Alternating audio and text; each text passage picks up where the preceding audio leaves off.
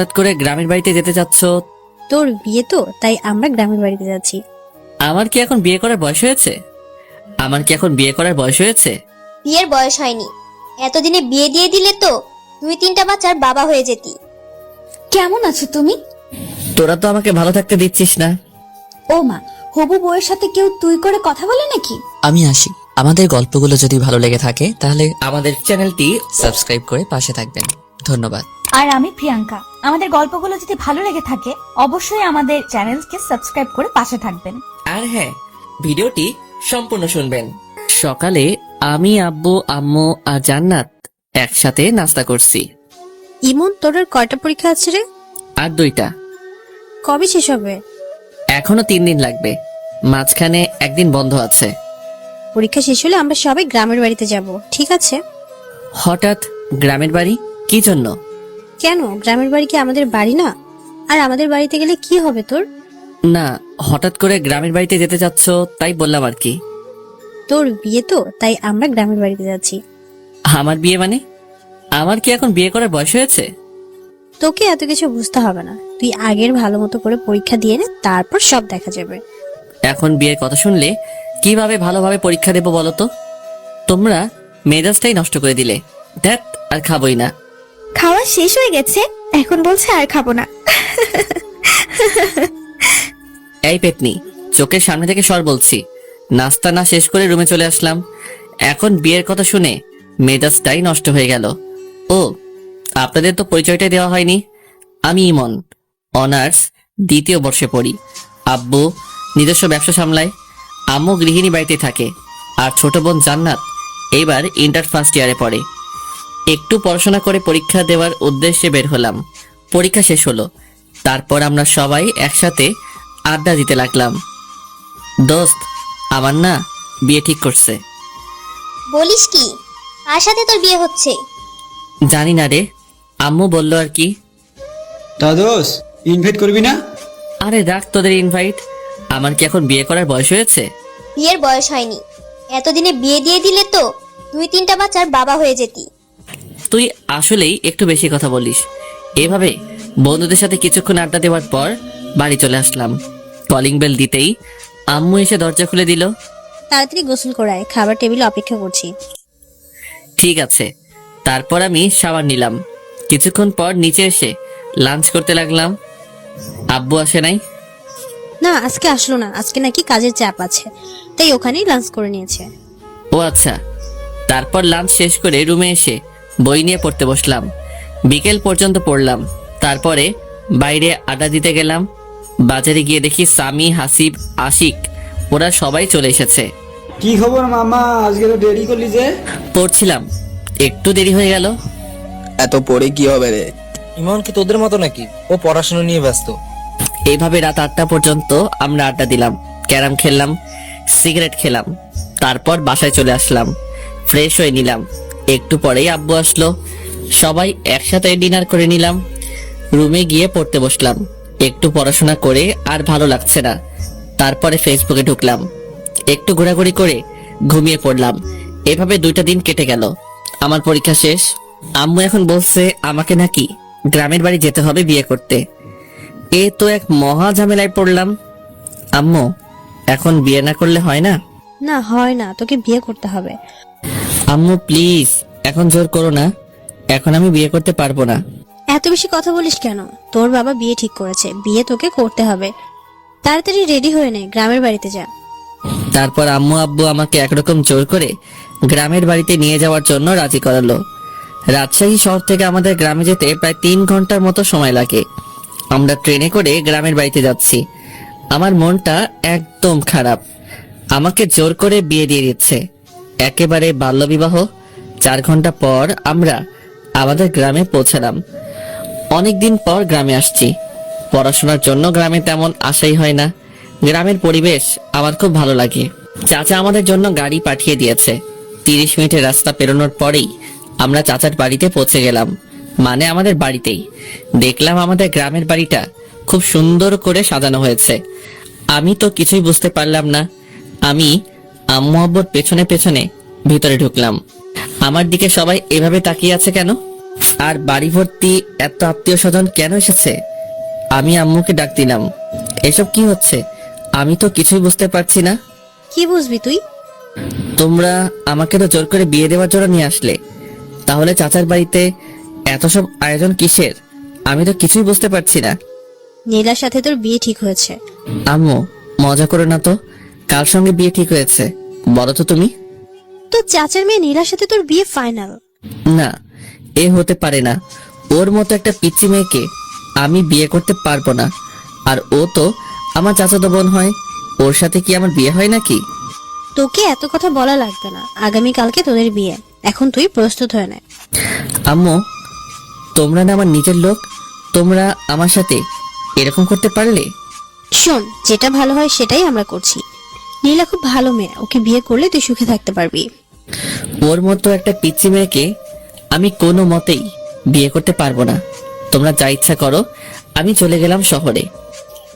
এই শোন, আমরা পাকা কথা দিয়ে ফেলেছি, আর তুই এখন শহরে যাবি মানে? তোর বাবা জানতে পারলে আস্ত রাখবে না। আর এত কিছুর আয়োজন দেখছিস, এখন কি বিয়ে কোনোভাবে ভেঙে দেওয়া যায় নাকি? তোকে বিয়ে করতে হবে। তারপর আম্মু আব্বুকে ডাক দিল। আব্বু আর আম্মু একসাথে আমাকে প্যারা দিতে লাগলো। আমাকে কোনো কথা বলার সুযোগই দিল না। আমাকে রেখে আম্মু আর আব্বু চলে গেল। এদিকে চাচার বাড়িতে অনেক মানুষ আমাকে দেখতে আসছে, মনে হয় কখনো দেখেনি। আমি চুপচাপ বসে আছি।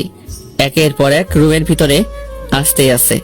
একটু পর নীলা ও তার সাথে কয়েকটা মেয়ে রুমের ভেতরে আসলো। কেমন আছো তুমি? তোরা তো আমাকে ভালো থাকতে দিচ্ছিস না।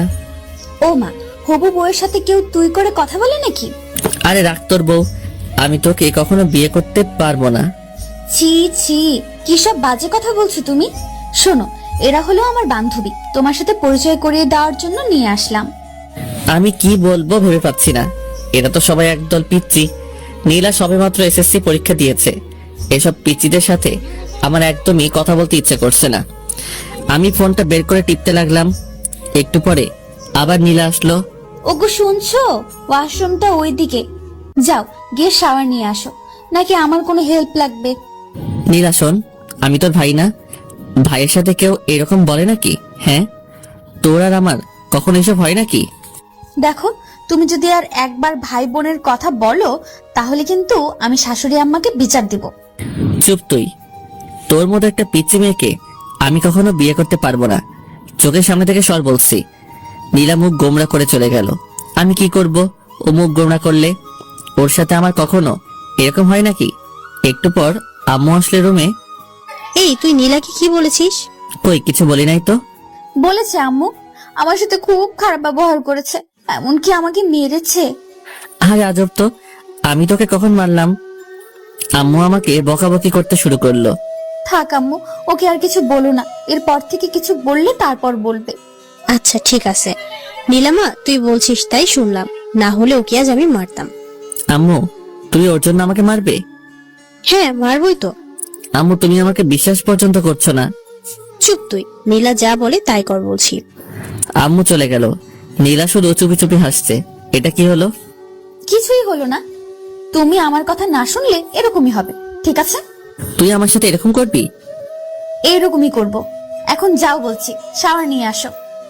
যাব না। তোর বাপের কি? কি এত বড় কথা? আম্মু! আমি অমনি নীলার মুখটা চেপে ধরলাম। কি করছিস কি? আম্মুকে ডাকার কি দরকার? আমি আম্মুকে বলবো তুমি আমাকে আবার মারছো। তুই মিথ্যা কথা বলবি? কই মিথ্যা বলছি? আম্মুকে ডাকবো? না থাক। ওকে যাও, শাওয়ার নিয়ে আসো। তোর কথা মতো নাকি? আবার থামো, দেখাচ্ছি মজা। এই বলে নীলা আমাকে ঠেলতে ঠেলতে ওয়াশরুমের মধ্যে নিয়ে গেল। ওয়াশরুমের ভিতরে গিয়ে দরজা বন্ধ করে দিল। এই এই এই, এটা কি করছিস তুই? বেশি কথা বলো না, চুপচাপ শাওয়ারের নিচে গিয়ে দাঁড়াও। কি? আমি তোর সামনে গোসল করব? যা বলছি তুই এখান থেকে। এই যে মিস্টার, চোখ নামিয়ে কথা বলো, নয়তো আমি কিন্তু চিৎকার করব। চিৎকার করবি মানে? চিৎকার করব, আর সবাইকে বলবো তুমি আমাকে ওয়াশরুমে নিয়ে এসে দরজা বন্ধ করে দিয়েছো। এই না না, এমন করিস না, আমার লক্ষ্মী বোন। কি? তুমি আবার আমাকে বোন বলছো? দাঁড়াও দেখাচ্ছি। এই বলে নীলা আমার একেবারে কাছে এসে আমার গলা জড়িয়ে ধরলো। আমাকে একটা লিপ কিস দিয়ে পালিয়ে গেল। ওর মতো একটা মেয়ে আমাকে কিস করলো। ওকে তো কোনোভাবেই বিয়ে করা যাবে না, আমার জীবনটা একেবারে শেষ করে দেবে। তারপরে আমি শাওয়ার নিলাম। হায় রে, ওয়াশরুমে আমি তো কোনো কাপড় নিয়ে আসি নাই। এখন আমি কি করব? এই অবস্থায় আমি কিভাবে বাইরে যাব? ওয়াশরুমের দরজা খুলে একটু মুখ বাড়াতেই দেখলাম নীলা বিছানার উপর বসে আছে। ওই নীলা, আমি না ওয়াশরুমের ভেতরে কিছুই নিয়ে আসি নাই। ব্যাগ থেকে আমার কিছু কাপড় দে না প্লিজ। এইভাবে বললে হবে না, মিষ্টি করে বলো, তারপরে আমি দিয়ে যাচ্ছি। মিষ্টি করে কিভাবে বলবো? তুমি বলো, ওগো শুনছো, ব্যাগ থেকে আমার কিছু কাপড় দিয়ে যাও না। কি আর করব, নীলার কথা শোনা ছাড়া আমার তো আর কোনো উপায় নেই। ওগো বউ, শুনছো? ব্যাগ থেকে আমার কিছু কাপড় দিয়ে যাও না। নীলা হাসতে হাসতে কাপড় নিয়ে আমার সামনে এসে দাঁড়ালো। আর কোনো হেল্প লাগবে নাকি? মানে? না, চেঞ্জ করার। আমি অমনি দরজা আটকে দিলাম। ওর মতো একটা পিচ্চি মেয়ের সাথে আমি কিভাবে সারা জীবন কাটাবো? তারপরে চেঞ্জ করে রুমের ভিতরে আসলাম। দেখলাম নীলা সোফায় বসে আছে। কি তোর সমস্যা কি? তুই সব সময় এখানে কি করছিস? তুমি আমার সাথে ভালোভাবে কথা বলবে কিন্তু, না হলে। না হলে? না হলে কি করবি তুই? তোর মতো একটা পিচ্চি মেয়ে আমাকে শুধু বিরক্ত করতে জানিস। ওকে, আর বিরক্ত করব না, এখন শুধু ভালোবাসবো। এই বলে নীলা আমার কাছে আসতে থাকলো। আমি আস্তে আস্তে পেছনে সরে যাচ্ছি। সরতে সরতে দেওয়ালের সাথে আটকে গেলাম। এই পিচ্চি, একদম কাছে আসবি তো বলছি। নীলা আস্তে আস্তে আমার একেবারে কাছে চলে আসলো। ভয় করছো কেন? কালই তো আমাদের বিয়ে, তারপর তো সব ঠিক হয়ে যাবে, তাই না? তুই সর বলছি। ওকে চলো, নিচে সবাই লাঞ্চ করার জন্য অপেক্ষা করছে। তুই যা, আমি তোর সাথে যাব না। বেশি কথা বলো না, একসাথে চলো বলছি, না হলে কিন্তু আবার কাছে আসবো। না না, কাছে আসিস না, চল তোর সাথে যাব। তারপর আমি নিচে গিয়ে লাঞ্চ করার জন্য একটা চেয়ারে গিয়ে বসলাম। সবাই আমাদের দিকে তাকিয়ে আছে। আমাদের বলতে আমার আর নীলার দিকে সবাই হা করে তাকিয়ে আছে। নীলার আম্মু মানে চাচি বলল, নীলা তুই জামাইয়ের পাশে গিয়ে বস। আমি তো একদম অবাক, চাচি আমাকে আগেই জামাই বলছে। না কোনো পাগলের পাল্লায় পড়লাম রে, যে কিছুই বুঝতে পারছি না। এদিকে নীলা আমার পাশের চেয়ারে বসে আমাকে শুধু বিরক্ত করে যাচ্ছে, পা দিয়ে শুধু আমার পায়ে টোকা দিচ্ছে। আমি তাড়াতাড়ি লাঞ্চ শেষ করে রুমে এসে দরজা বন্ধ করে দিলাম, যাতে পিচ্চিটা আমাকে বিরক্ত করতে না পারে। আমি ফোনটা বের করে স্বামীকে একটা ফোন দিলাম। মামা কি খবর, কি করছিস? আর বলিস না, এখানে আমার একদম ভালো লাগছে না। কবে যে বাসায় আসবো রে। কেন ভালো লাগছে না কেন?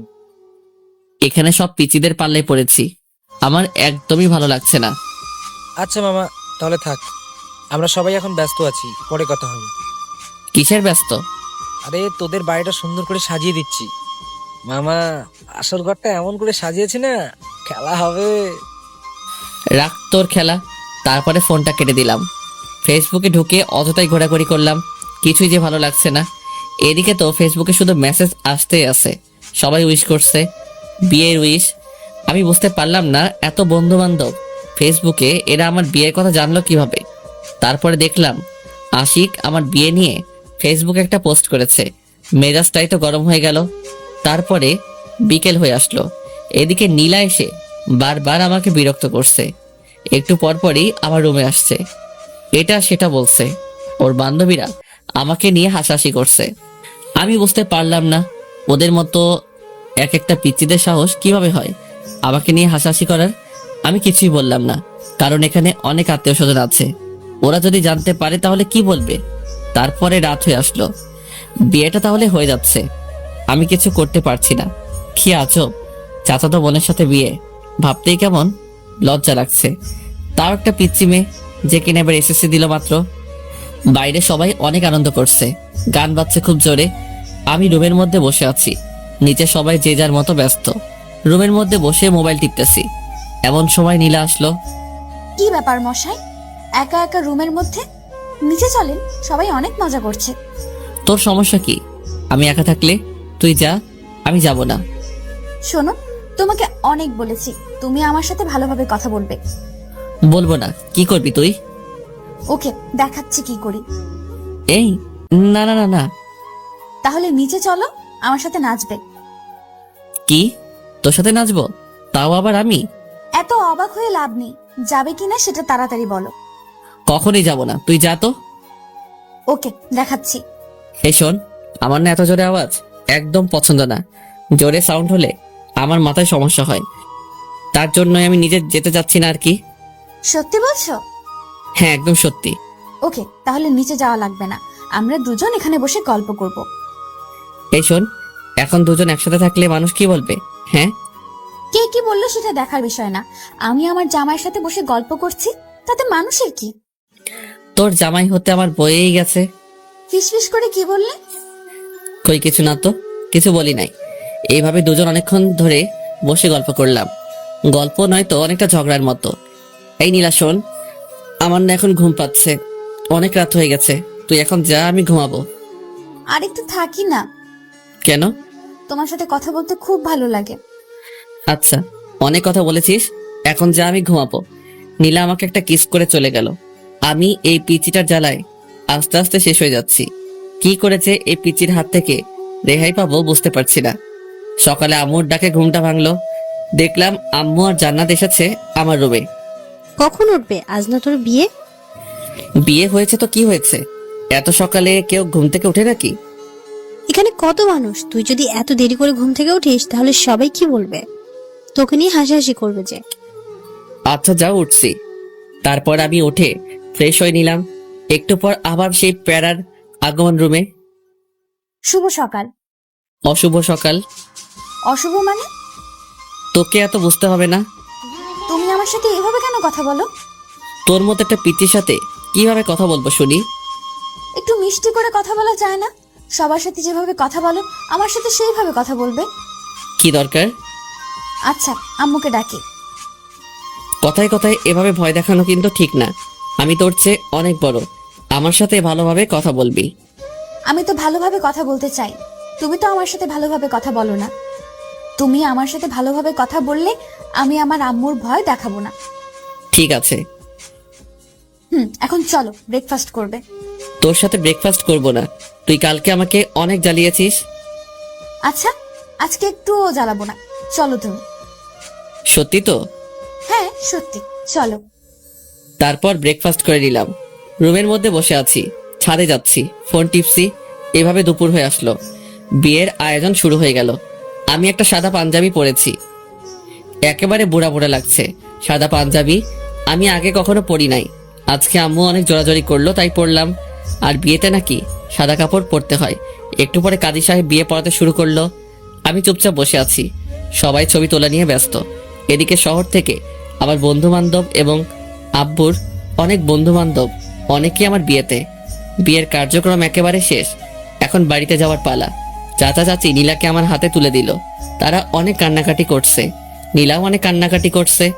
আমার তো একটু একটু হাসি পাচ্ছে। যাই হোক, চুপচাপ দাঁড়িয়ে থাকলাম।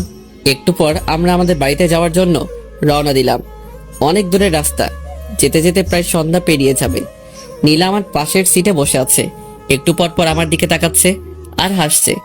আমি তো পিচিটার কাহিনী দেখে একেবারে অবাক, কখনো কাঁদছে কখনো হাসছে, কিছুই বুঝতে পারছি না। কিছু দূর যাওয়ার পরে নীলা আমার কাঁধে মাথা রেখে ঘুমিয়ে পড়ল। এই প্রথম নীলার মুখের দিকে ভালো করে তাকাইলাম। বাহ, পিচিটাকে দেখতে কিন্তু খুব সুন্দর লাগছে, একেবারে বউ বউ লাগছে। এই আমি কি সব ভাবছি, নীলার মতো একটা পিচি মেয়েকে নিয়ে? ওকে তো আমি কোনোদিনও বউ হিসেবে মেনে নিব না। আমি কি সব আজে বাজে চিন্তা করছি। এভাবে নানান কথা ভাবতে ভাবতে সন্ধ্যায় বাড়িতে পৌঁছে গেলাম। গাড়ি থেকে নামতেই আমি রীতিমতো অবাক। ওয়াও, আমাদের বাড়িটাকে দেখতে কি সুন্দর লাগছে, কি সুন্দরভাবে লাইটিং করা হয়েছে। বাড়িটার সৌন্দর্য দেখে আমি মুগ্ধ হয়ে যাচ্ছি। বাড়ি দেখতে দেখতেই ভেতরে চলে আসলাম। আমি আমার রুমে যাব, অমনি দেখলাম দরজায় একটা তালা ঝুলানো। তারপরে দেখলাম সামি, আশিক, হাসিব সবাই দরজার সামনে চলে আসলো। কি খবর? এই সন্ধ্যায় বাসর ঘরে যাওয়ার জন্য এত আগ্রহ? না, বাসর ঘরে যাব মানে? আমি তো আমার রুমে যাচ্ছিলাম। বুঝেছি ভাই, আমাদের আর বোঝাতে হবে না, আর একটু ধৈর্য ধরে অপেক্ষা কর ভাই। আমি কোনো কথা না বলে পাশের রুমে ফ্রেশ হতে চলে গেলাম। আম্মু এসে আমাকে আরেকটা পাঞ্জাবি দিল, বলল তুই এই পাঞ্জাবিটা পর। আম্মু, সাদা কালারের পাঞ্জাবি পরতে একদম ভালো লাগে না। আমি এখন পাঞ্জাবি পরবো কেন? আমি এখন টি শার্ট পরবো। বাসরাতে কেউ টি শার্ট পরে নাকি? আচ্ছা তুই থাম, আমি সাদাটা চেঞ্জ করে অন্য একটা কালারের পাঞ্জাবি নিয়ে আসছি। আচ্ছা ঠিক আছে। ফ্রেশ হয়ে বন্ধুদের সাথে আড্ডা দিতে লাগলাম। সবাই মিলে অনেক মজা করছি। সবাই তো শুধু বাসর ঘর করছে। আমার তো শুনতে একদমই ভালো লাগছে না। রাত 11টা বেজে গেল। আম্মু আব্বু এসে আমাকে বকাবকি করতে শুরু করে দিল। তোর বুদ্ধি বলতে কিছুই নেই। এখন রাত 11টা বেজে গেছে আর তুই এখনো বসে আছিস? যা তাড়াতাড়ি রুমে যা। মাথা নিচু করে চুপচাপ রুমে যাচ্ছি। দরজার সামনে যেতেই স্বামী আমার কাছে আসলো। মামা, বালিশের নিচে রাখা আছে। তোর শালা শত সামনে থেকে। তারপর আমি দরজা খুলতেই পুরোপুরি অবাক হয়ে গেলাম। রুমটা এত সুন্দর করে সাজানো আমি কিছুতেই বোঝাতে পারবো না। আমি এদিকে ওদিকে ঘুরে রুমটা দেখতে লাগলাম। বিছানাটাও খুব সুন্দর করে সাজানো। চোখ পড়লো নীলার দিকে।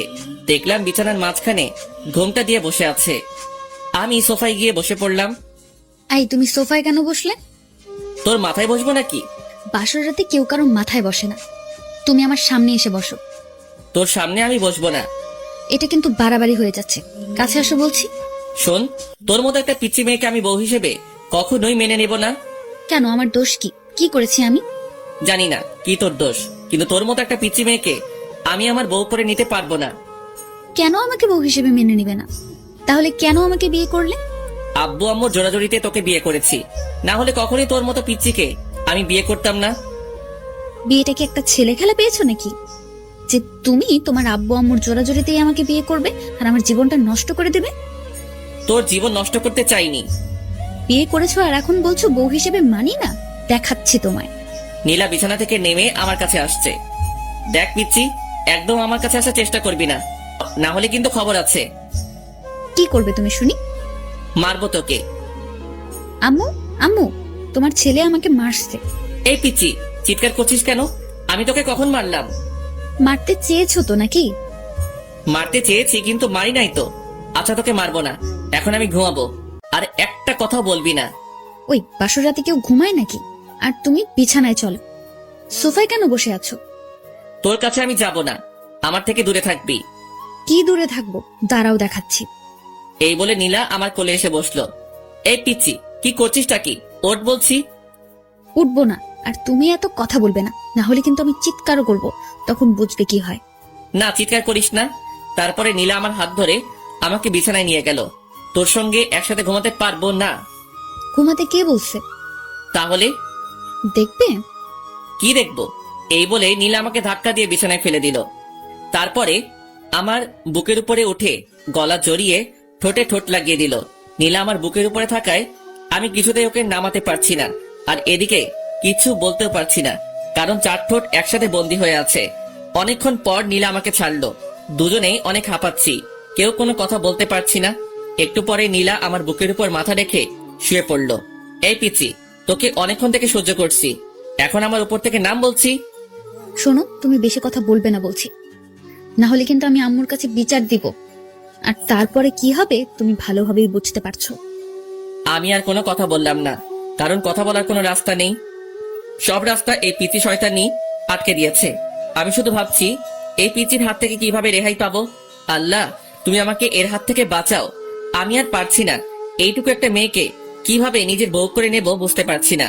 তাও আমার চাচাতো বোন, মেনে নেওয়া একেবারে অসম্ভব। এই নীলা, এবার আমার উপর থেকে নাম, নেমে ঘুমা, অনেক রাত হয়েছে। বাসর রাতে কেউ ঘুমায় না। ওকে, আমার উপর থেকে নাম, আমার অনেক ভারী লাগছে তো। তারপরে নীলা আমার উপর থেকে নামলো, কিন্তু ছাড়লো না, মানে পাশ কাটিয়ে আমাকে জড়িয়ে ধরে আছে। দেখ নীলা, অনেক জার্নি করেছি, আমার ভীষণ টায়ার্ড লাগছে, আমাকে ঘুমাতে হবে, না হলে অসুস্থ হয়ে পড়বো। আরো অনেক কিছু বাকি আছে, আর তুমি এখনই ঘুমাবে? মানে? মানে বোঝো না? তুমি তো অনেক বড়, আমাকে পিচ্ছি বলো, আর তুমি বুঝো না? আমি এইটুকু মেয়ের কথা শুনে একেবারে অবাক হয়ে যাচ্ছি। নীলা দেখ, জোর করে ভালোবাসা পাওয়া যায় না। আমি জোর করে আমার স্বামীর ভালোবাসা আদায় করে নিব। আমি পাশ কাটিয়ে অন্যদিকে ঘুরলাম। নীলা আমাকে পেছন থেকে জড়িয়ে ধরছে। নীলা হয়তো আমার আদর পাওয়ার জন্য অপেক্ষা করছে, কিন্তু আমি এই পিচ্চি মেয়েটাকে কিছুতেই বউ হিসেবে মানতে পারছি না। নীলা নড়াচড়া করছে, আমি চুপচাপ শুয়ে আছি। একটু পর পর আমাকে ছাড়ছে, আবার জড়িয়ে ধরছে। অনেকক্ষণ পর লক্ষ্য করলাম নীলা আর নড়ছে না, হয়তো ঘুমিয়ে পড়েছে। আমিও এটা সেটা ভাবতে ভাবতে ঘুমিয়ে পড়লাম। সকালে ঘুম থেকে উঠে আমি নীলাকে দেখে চমকে উঠলাম। কি যে বলবো বুঝতে পারছি না। নীলার শাড়ি একেবারে এলোমেলো হয়ে আছে। আমি তো প্রথমবার দেখে ভীষণ লজ্জা পেয়েছি। এইটুকু একটা পিচি মেয়ে যে কিনা নিজের শাড়ি সামলাতে পারে না, সে আমাকে কিভাবে সামলাবে? আমি অন্যদিকে তাকিয়ে নীলা শাড়িটা ওর গায়ের উপর দিতেই ও আমার হাত চেপে ধরলো। আমি বুঝতে পারলাম ও মজা করছে, মানে জেগে আছে। হাত ছাড় বলছি। চলো, তোমার জন্য অপেক্ষা করছিলাম। কোথায় যাব? গোসল করতে। আমি এত সকালে গোসল করি না। এখন থেকে প্রতিদিন সকালে গোসল করতে হবে।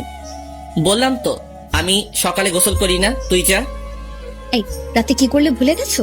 এখন গোসল করবে না বললেই হবে? চলো বলছি। এই ওয়েট, রাতে কি করলাম মানে?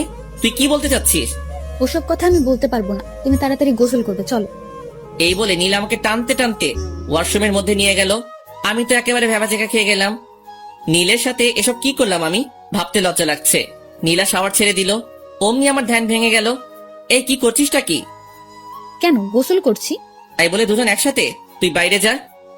এই শোনো, এখন থেকে দুইজন একসাথে গোসল করব, ঠিক আছে? না, একসাথে কখনোই গোসল করব না, তুই বের হয়ে যা বলতেছি। নীলা আমাকে জড়িয়ে ধরলো, দুজনেই কাক ভেজা হয়ে ভিজে গেছি। তারপরে নীলা আমাদের কাপড়গুলো ছাদে শুকাতে দিয়ে আসলো। আমি রুমের মধ্যে বসে আছি। একটু পর নীলা আসলো, এসে চিরুনি করতে লাগলো। নীলা একটু পর পর আমার দিকে তাকাচ্ছে আর হাসছে। আমি তো শুধু রাতের কথাই ভাবতেছি, কি করলাম এগুলা। জান্নাত রুমের মধ্যে আসলো। ভাইয়া, তোমরা নিচে চলো, ব্রেকফাস্ট করার জন্য সবাই বসে আছে। তারপরে আমরা তিনজন একসাথে নিচে গেলাম, গিয়ে ব্রেকফাস্ট করতে লাগলাম। আম্মু খাবার সার্ভ করে দিচ্ছে। বড় আম্মু, এগুলো আমাকে দাও, আমি সার্ভ করে দিচ্ছি। তুমি বরং বসে পড়ো, একসাথে খেয়ে নাও। এই পাগলি মেয়ে, এখন তো আমি তোর বড় আম্মু নই, এখন আমাকে শুধু আম্মু বলে। ঠিক আছে আম্মু, তুমি বসে পড়ো, আমি সার্ভ করছি। এই না, তুই তো অনেক ছোট, তুই এখন এগুলা করবি না, বড় হয়ে তারপরে করবি। ঠিক আছে আম্মু। তারপরে আমি ব্রেকফাস্ট শেষ করে ছাদে গেলাম। বসে বসে শুধু রাতের কথাই ভাবছি, কি বলতে কি করে ফেললাম। একটু পরে আশিক, হাসিব, সামি এরা ছাদে আসলো। কি খবর মামা, কেমন এনজয় করলি? খুব ভালো, তোরাও এবার একটা করে বিয়ে করে ফেল। করবো, সময় হলে ঠিকই করব। তাড়াতাড়ি। এভাবে বন্ধুদের সাথে অনেকক্ষণ আড্ডা দিলাম। একটু পর নীলার বাড়ির লোকজন আসবে। আব্বু আমাকে বাড়িতে থাকতে বলতেছে। আশিক, হাসিব এরা সবাই নিচে চলে গেল, ওদের নাকি কিছু কাজ আছে। আমি ছাদে বসে আছি, রুমে যাচ্ছি না, কারণ রুমে গেলে নীলা দুষ্টামি করতে শুরু করবে। কিছুক্ষণ পর নীলা আমাকে খুঁজতে খুঁজতে ছাদে চলে আসলো। তুমি এখানে কি করছো? আর আমি তোমাকে সারা বাড়ি খুঁজে পাচ্ছি না। আমাকে কেন খুঁজছিস? না, এমনি। তুমি আমার কাছাকাছি না থাকলে আমার ভালো লাগে না। কিন্তু আমার তোর কাছে থাকতে একদম ভালো লাগে না, তাই তোর থেকে দূরে আছি। যা, এখন তুই নিচে যা, আমাকে আমার মতো থাকতে দে। শোনো, তুমি কিন্তু এরকম করলে আমি আম্মুর কাছে বিচার দিব। কি বারবার আম্মু আম্মু করে ভয় দেখাস? যা তো চোখের সামনে থেকে। নীলা ছাদ থেকে নিচে চলে গেল। একটু পর আম্মুকে ডেকে নিয়ে আসলো ছাদে। এই, তুই বৌমার সাথে ভালোভাবে কেন কথা বলি? কই, ভালোভাবেই তো কথা বলি। না আম্মু, আমার সাথে একদম ভালোভাবে কথা বলে না, আমাকে শুধু কথায় কথায় ধমক দেয়। এরপর থেকে যদি বৌমার সাথে এরকম ব্যবহার করিস তাহলে কিন্তু খবর আছে। তোর আব্বুর সাথে সবকিছু বলবো, তারপর বুঝবি। না আম্মু, এরপর থেকে আর ধমক দিয়ে কথা বলবো না, এবার থেকে ভালোভাবে কথা বলবো, ঠিক আছে? আচ্ছা ঠিক আছে, এরপর থেকে আর যেন এরকম কিছু না শুনি। আচ্ছা ঠিক আছে আম্মু। তারপরে আম্মু চলে গেল। নীলা মুচকি হাসছে। এই পিচ্ছি, আমাকে বারবার বকা খাওয়াতে তোর বুঝি ভালো লাগে? না, একদমই ভালো লাগে না। আমার প্রাণের স্বামী ছোট বাচ্চাদের মতো তার আম্মু আব্বুর কাছে বকা খায়, এগুলো আমার একদমই ভালো লাগে না। তাহলে কেন বারবার আম্মুর কাছে বিচার দিস? কারণ তুমি আমার সাথে ভালোভাবে কথা বলো না, আমার কথা একটাও শোনো না। আচ্ছা, এবার থেকে শুনবো। আর শোন, রাতের ওই বিষয়টার জন্য সরি। আসলে আমি ঘুমের মধ্যে কি করেছি বুঝতে পারি নাই। প্লিজ তুই কিছু মনে করিস না। কি হলো, হাসছিস কেন? তুমি তো রাতে কিছুই করনি, আমি এমনিতেই মজা করে ওগুলো বলেছিলাম। কি শয়তাননি, তুই আমার সাথে একদম এগুলো করবি না। আচ্ছা, এবার থেকে আর ওরকম করব না। চলো, এবার নিচে চলো। নিচে যাচ্ছি। এমন সময় নীলা চিৎকার দিয়ে উঠলো। অমনি আম্মু আর জান্নাত চলে আসলো। কি হয়েছে, চিৎকার করলি কেন? আম্মু, পায়ে মচকা লেগেছে। কি ব্যাপার ইমন, তুই থাকতে নীলার পায়ে মস্কা লাগলো কিভাবে? আজব তো, ওর পায়ে মচকা লাগলে সেটা আমি কিভাবে বলবো? আম্মু, আমি কিছুতেই হাঁটতে পারছি না, পায়ে খুব ব্যথা করছে। ইমন, তুই নীলাকে কোলে করে রুমে নিয়ে যা। কি? আমি কাউকে কোলে নিতে পারবো না। যেটা বলছি সেটা কর। কি আর করব? নীলাকে কোলে করে রুমে নিয়ে গেলাম। আম্মু ফ্রিজ থেকে বরফ দিয়ে গেল আর বলল নীলার পায়ে বরফ দিয়ে দিতে। আমি আম্মুর কথা মতো নীলার পায়ে বরফ দিয়ে দিলাম। নীলা শুধু আমার দিকে তাকিয়ে মুচকি হাসছে। হাসিস কেন? আমি কোনো ব্যথা পাইনি, শুধু তোমার কোলে ওঠার জন্য এগুলো করলাম। কি? থাম, তোকে দেখাচ্ছি। এই বলে আমি নীলাকে বালিশ দিয়ে মারতে শুরু করলাম। নীলা দৌড়ে দৌড়ে পালাচ্ছে, আমিও ওর পিছু পিছু দৌড়াচ্ছি। তারপরে এই বলে আমি নীলাকে বালিশ দিয়ে মারতে শুরু করলাম। নীলা দৌড়ে দৌড়ে পালাচ্ছে, আমিও ওর পিছু পিছু দৌড়াচ্ছি। তারপরে নীলা হোঁচট খেয়ে মেঝেতে পড়ে গেল। ও মা গো, মরে গেলাম। তুই আবার আমাকে বোকা বানাচ্ছিস? থাম, তোকে দেখাচ্ছি। এই বলে আমি নীলাকে বালিশ দিয়ে মারতে শুরু করলাম। নীলা পায়ে হাত দিয়ে বসে আছে। শোনো, আমি সত্যিই বলছি, এবার আমার পায়ে খুব লেগেছে, খুব ব্যথা পাচ্ছি। কই দেখি তোর পা। দেখলাম নীলার পা অনেকটা ফুলে আছে। আমি বুঝতে পারলাম এবার ওর পায়ে সত্যি সত্যি লেগেছে। আমি নীলাকে উঠিয়ে বিছানায় শুইয়ে দিলাম। তারপর নীলার পায়ে বরফ লাগিয়ে দিলাম। একটু পর নীলার বাড়ির লোকজন আসলো। আমি আর নীলা সবার সাথে কথা বললাম। আম্মু বলল আমাকে নাকি আজকে নীলার বাড়িতে যেতে হবে, এটা নাকি নিয়ম। আমি অনেক অজুহাত দেখিয়ে না যাওয়ার চেষ্টা করলাম, কিন্তু আমাকে জোর করে পাঠিয়ে দিল। বিকেলের দিকে আমি নীলা আর জান্নাত রওনা দিলাম শ্বশুর বাড়িতে। পৌঁছাতে পৌঁছাতে রাত্রি হয়ে গেল। ওখানে পৌঁছে ফ্রেশ হয়ে ডিনার করে নিলাম। নীলার বাড়িতে এখনো অনেক আত্মীয় স্বজনরা আছে। এখানে এসে জামাই আদর ভালোই পেলাম। রাতে রুমে বসে আছি, এমন সময় নীলা আসলো। এই চলো না, দুজন ছাদে ঘুরে আসি। ভালো লাগছে না, তুই যা।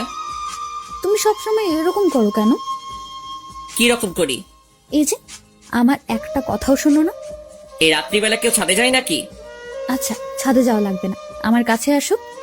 তোর কাছে যাব মানে? আমার কাছে আসো, আমি তোমাকে আদর করব। এই আমি কি ছোট নাকি যে আমাকে আদর করা লাগবে? আর তোর আদর নেওয়ার ইচ্ছা আমার নেই। ইচ্ছা না থাকলেও নিতে হবে। তুমি আমার স্বামী, আমি সবকিছু করতে পারি। এই বলে নীলা আমার দিকে এগিয়ে আসতে লাগলো। আমি বসা থেকে উঠে দাঁড়ালাম আর আস্তে আস্তে পিছনে সরতে লাগলাম। নীলা আমার কাছে এসে আমাকে জড়িয়ে ধরলো। আমি নীলাকে ছাড়াতে পারছি না। ওর শরীরে হাত দিয়ে আমি ওকে ছাড়াবো কিভাবে? ওকে ছাড়তে বলবো এমন সময় নীলা আমার মুখ বন্ধ করে দিল। এখন শুধু শব্দ করতে পারছি, এর বেশি কিছু বলতে পারছি না। একটু পর নীলা ওর ঠোঁট সরিয়ে নিল আর আমার বুকে মাথা লুকালো। আমাকে খুব শক্ত করে জড়িয়ে ধরলো। তুই আমার ইচ্ছার বিরুদ্ধে এগুলো করতে পারিস না। আমি তোকে বউ হিসেবে মানি না। আস্তে আস্তে সব মেনে নেবে, এখন শুধু আমাকে সহ্য করো। আর বেশি কিছু করতেই পারবে না, আর এর বেশি কিছুই করতে পারবে না। জোর করে ভালোবাসা পাওয়া যায় না। আমি জোর করেই ভালোবাসা আদায় করে নেব। আমার ঘুম পাচ্ছে, আমাকে ছাড়। তুই আজ কোনো ঘুম হবে না, আজ সারা রাত শুধু রোম্যান্স হবে। তুই পিচ্ছি মেয়ে, তুই রোমান্সের কি বুঝিস? অনেক কিছুই বুঝি। আমি নীলার কাছ থেকে ছুটে বিছানায় এসে শুয়ে পড়লাম। নীলা এসে আবারও পাশে শুয়ে পড়লো। আমি নীলার বিপরীত দিকে তাকাইলাম। নীলা আমাকে পেছন থেকে জড়িয়ে ধরলো। আমি বারবার ছাড়তে বললাম, কিন্তু ও ছাড়লো না। আসলে নীলা আমার কোনো কথাই শোনে না, ওর যেটা মন চায় সেটাই করে। নীলা জোর করে আমার মাথা ওর দিকে ঘুরিয়ে নিল। এই কি চাস তুই বলতো?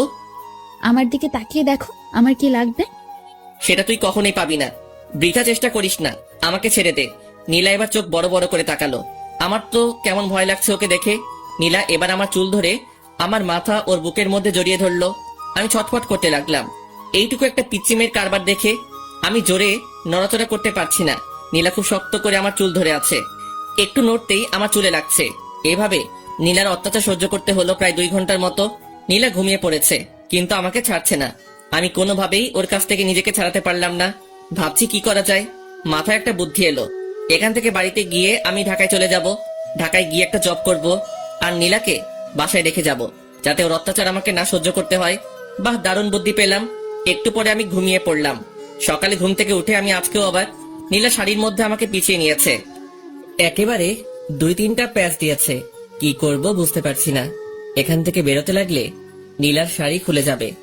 আমি খুব ভালোভাবে বুঝতে পারছি এগুলো ও নিজের ইচ্ছাতেই করে, না জানি ঘুমের মধ্যে আরো কত কিছুই না করে।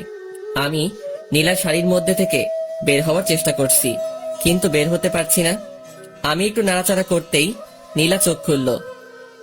আমি জানতাম তুমি আমার কাছে আসবেই। এই চুপ কর, আমার মোটেও তোর কাছে আসার কোনো ইচ্ছা নেই। তুই আমাকে তো শাড়ির মধ্যে প্যাচ দিয়েছিস। ওমা, আমি কোথায় প্যাচ দিলাম?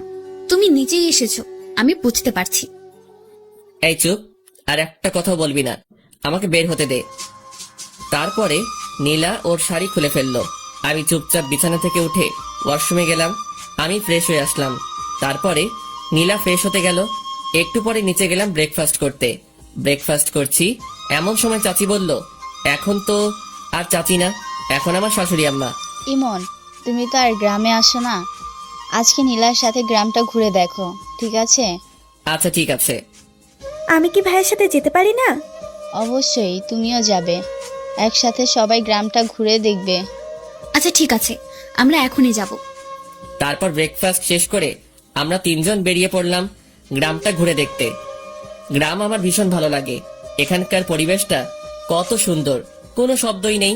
গ্রামের পাশে একটা নদী আছে, নদীর পাশ দিয়ে ঘুরে বেড়াচ্ছি। নদীর সৌন্দর্য অনেক, দুপাশে অনেক কাশফুল। এভাবে নীলার অত্যাচার আর সকালে বিকেলে গ্রামের সৌন্দর্য দেখে দেখে 2টা দিন কেটে গেল। আজ সকালে আমরা শহরে যাব, সবাই নিজ নিজ রেডি হচ্ছি। সবার কাছ থেকে বিদায় নিয়ে রওনা দিলাম শহরের উদ্দেশ্যে। আমাদের বাসায় পৌঁছাতে পৌঁছাতে দুপুর পেরিয়ে গেল। বাসায় এসে ফ্রেশ হয়ে নিলাম। আম্মু লাঞ্চ করার জন্য ডাকলো, কিন্তু লাঞ্চ করলাম না, অনেক টায়ার্ড, তাই সরাসরি রুমে গিয়ে ঘুমিয়ে পড়লাম। বিকেলের দিকে ঘুম ভাঙলো। ঘুম ভাঙতে দেখলাম আমার পাশে নীলা ঘুমিয়ে আছে। আমি উঠে ফ্রেশ হয়ে নিলাম, তারপরে বাইক নিয়ে বেরিয়ে পড়লাম। অনেক দিন থেকে বন্ধুদের সাথে আড্ডা দেওয়া হয়নি। আমি বাজারে পৌঁছালাম। বাড়ি থেকে বের হওয়ার সময় সবাইকে ফোন দিয়ে চলে আসতে বলেছি, কিন্তু এখনো কেউই আসেনি। কিছুক্ষণ অপেক্ষা করার পর আশিক আসলো। কি খবর, কেমন আছিস? এই তো ভালো আছি, তুই কেমন আছিস? বিয়ে করে তো আমাদের ভুলে গেলি। আরে না, তোদের সবাইকে খুব মিস করি। ও আচ্ছা, ভাবির কি খবর, কেমন আছে? হ্যাঁ ভালো আছে। এভাবে দুজনে বসে গল্প করছি। কিছুক্ষণ পর হাসিব আর সামি আসলো। আমরা 4 জন ক্যারাম খেলতে শুরু করলাম। আমরা নিয়মিত ক্যারাম খেলি, কিছুদিন না খেলায় আমি তেমন খেলতে পারছি না। ক্যারাম খেলছি আর সিগারেট টানছি, কখন যে রাত হয়ে গেছে বুঝতেই পারি নাই। আমরা সবাই যে যার বাসায় চলে আসলাম। আমার বাসায় পৌঁছাতে পৌঁছাতে রাত 9টা বেজে গেল। কলিং বেল দিলাম, আম্মু এসে দরজা খুলে দিল।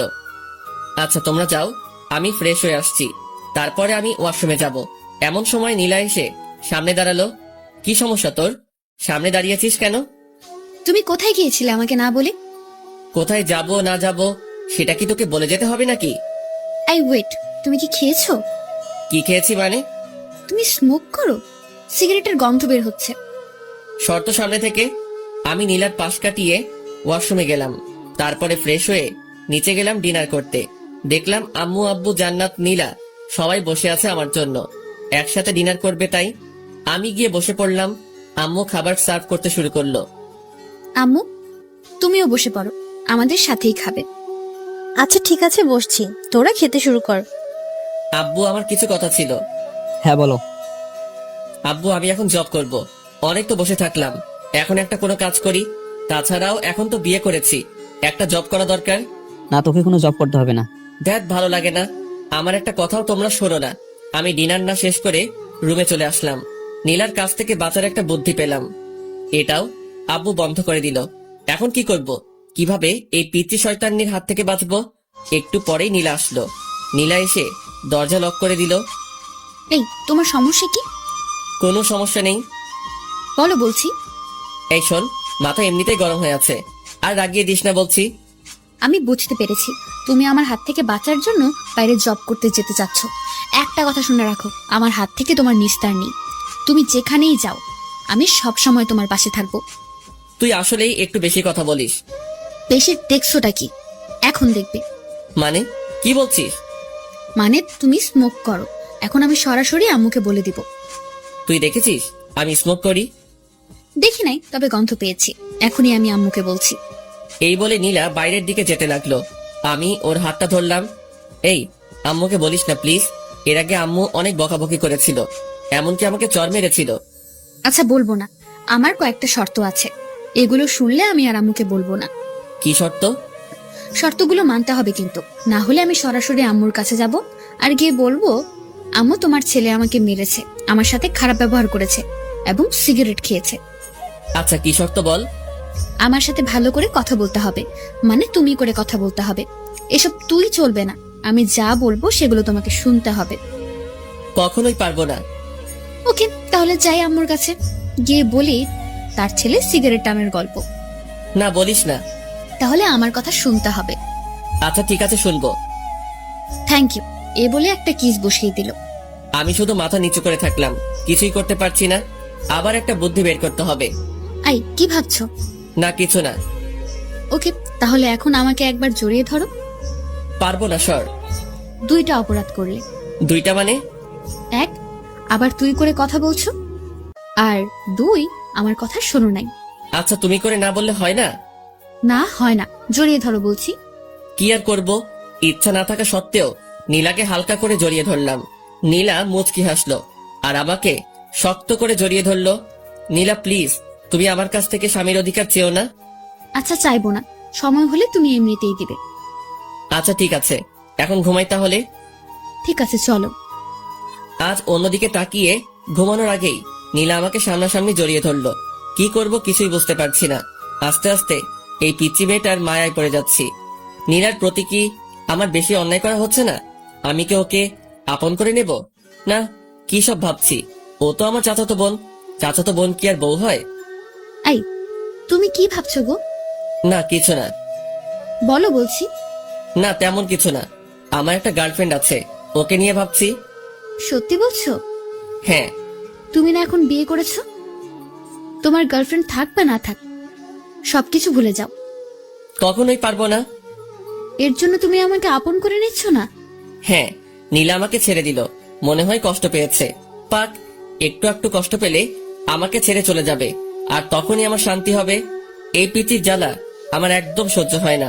তারপরে এটা সেটা ভাবতে ভাবতে ঘুমিয়ে পড়লাম। সকালে ঘুম থেকে উঠে দেখি নীলা আমার পাশে নেই।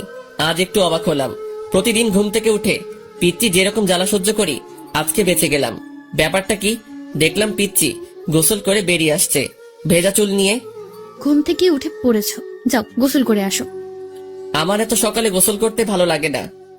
দেখো, তুমি যদি সকালে গোসল না করো তাহলে আম্মু ভাববে আমাদের মধ্যে কোনো সম্পর্ক হয়নি, আর তখন তারা অনেক কষ্ট পাবে।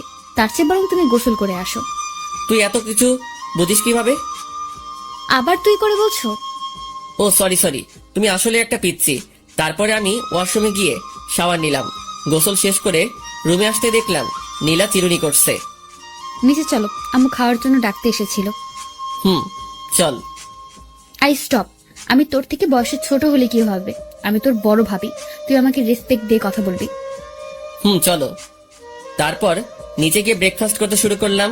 এমন তুই আজকে নীলিমাকে তোদের কলেজে ভর্তি করে দে, আমি প্রিন্সিপালের সাথে কথা বলছি। তাহলে ভালোই হবে, বাড়ি 3 জন একসাথে কলেজে যাবে। কিছুই বললাম না, কারণ আমি আব্বুর কথার উপর দিয়ে কিছু বলি না। ব্রেকফাস্ট শেষ করে রুমে গিয়ে ভার্সিটিতে যাওয়ার জন্য রেডি হলাম। নীলাও আসলো, রেডি হচ্ছে। ও আজকে কলেজে ভর্তি হবে। রাতে যে কথা বললাম, ওর তো মন খারাপ হয়েছিল। এখন কলেজে ভর্তি হওয়ার কথা শুনে একটু হাসি খুশি লাগছে। আমি বাইরে গিয়ে বাইক নিয়ে দাঁড়িয়ে আছি।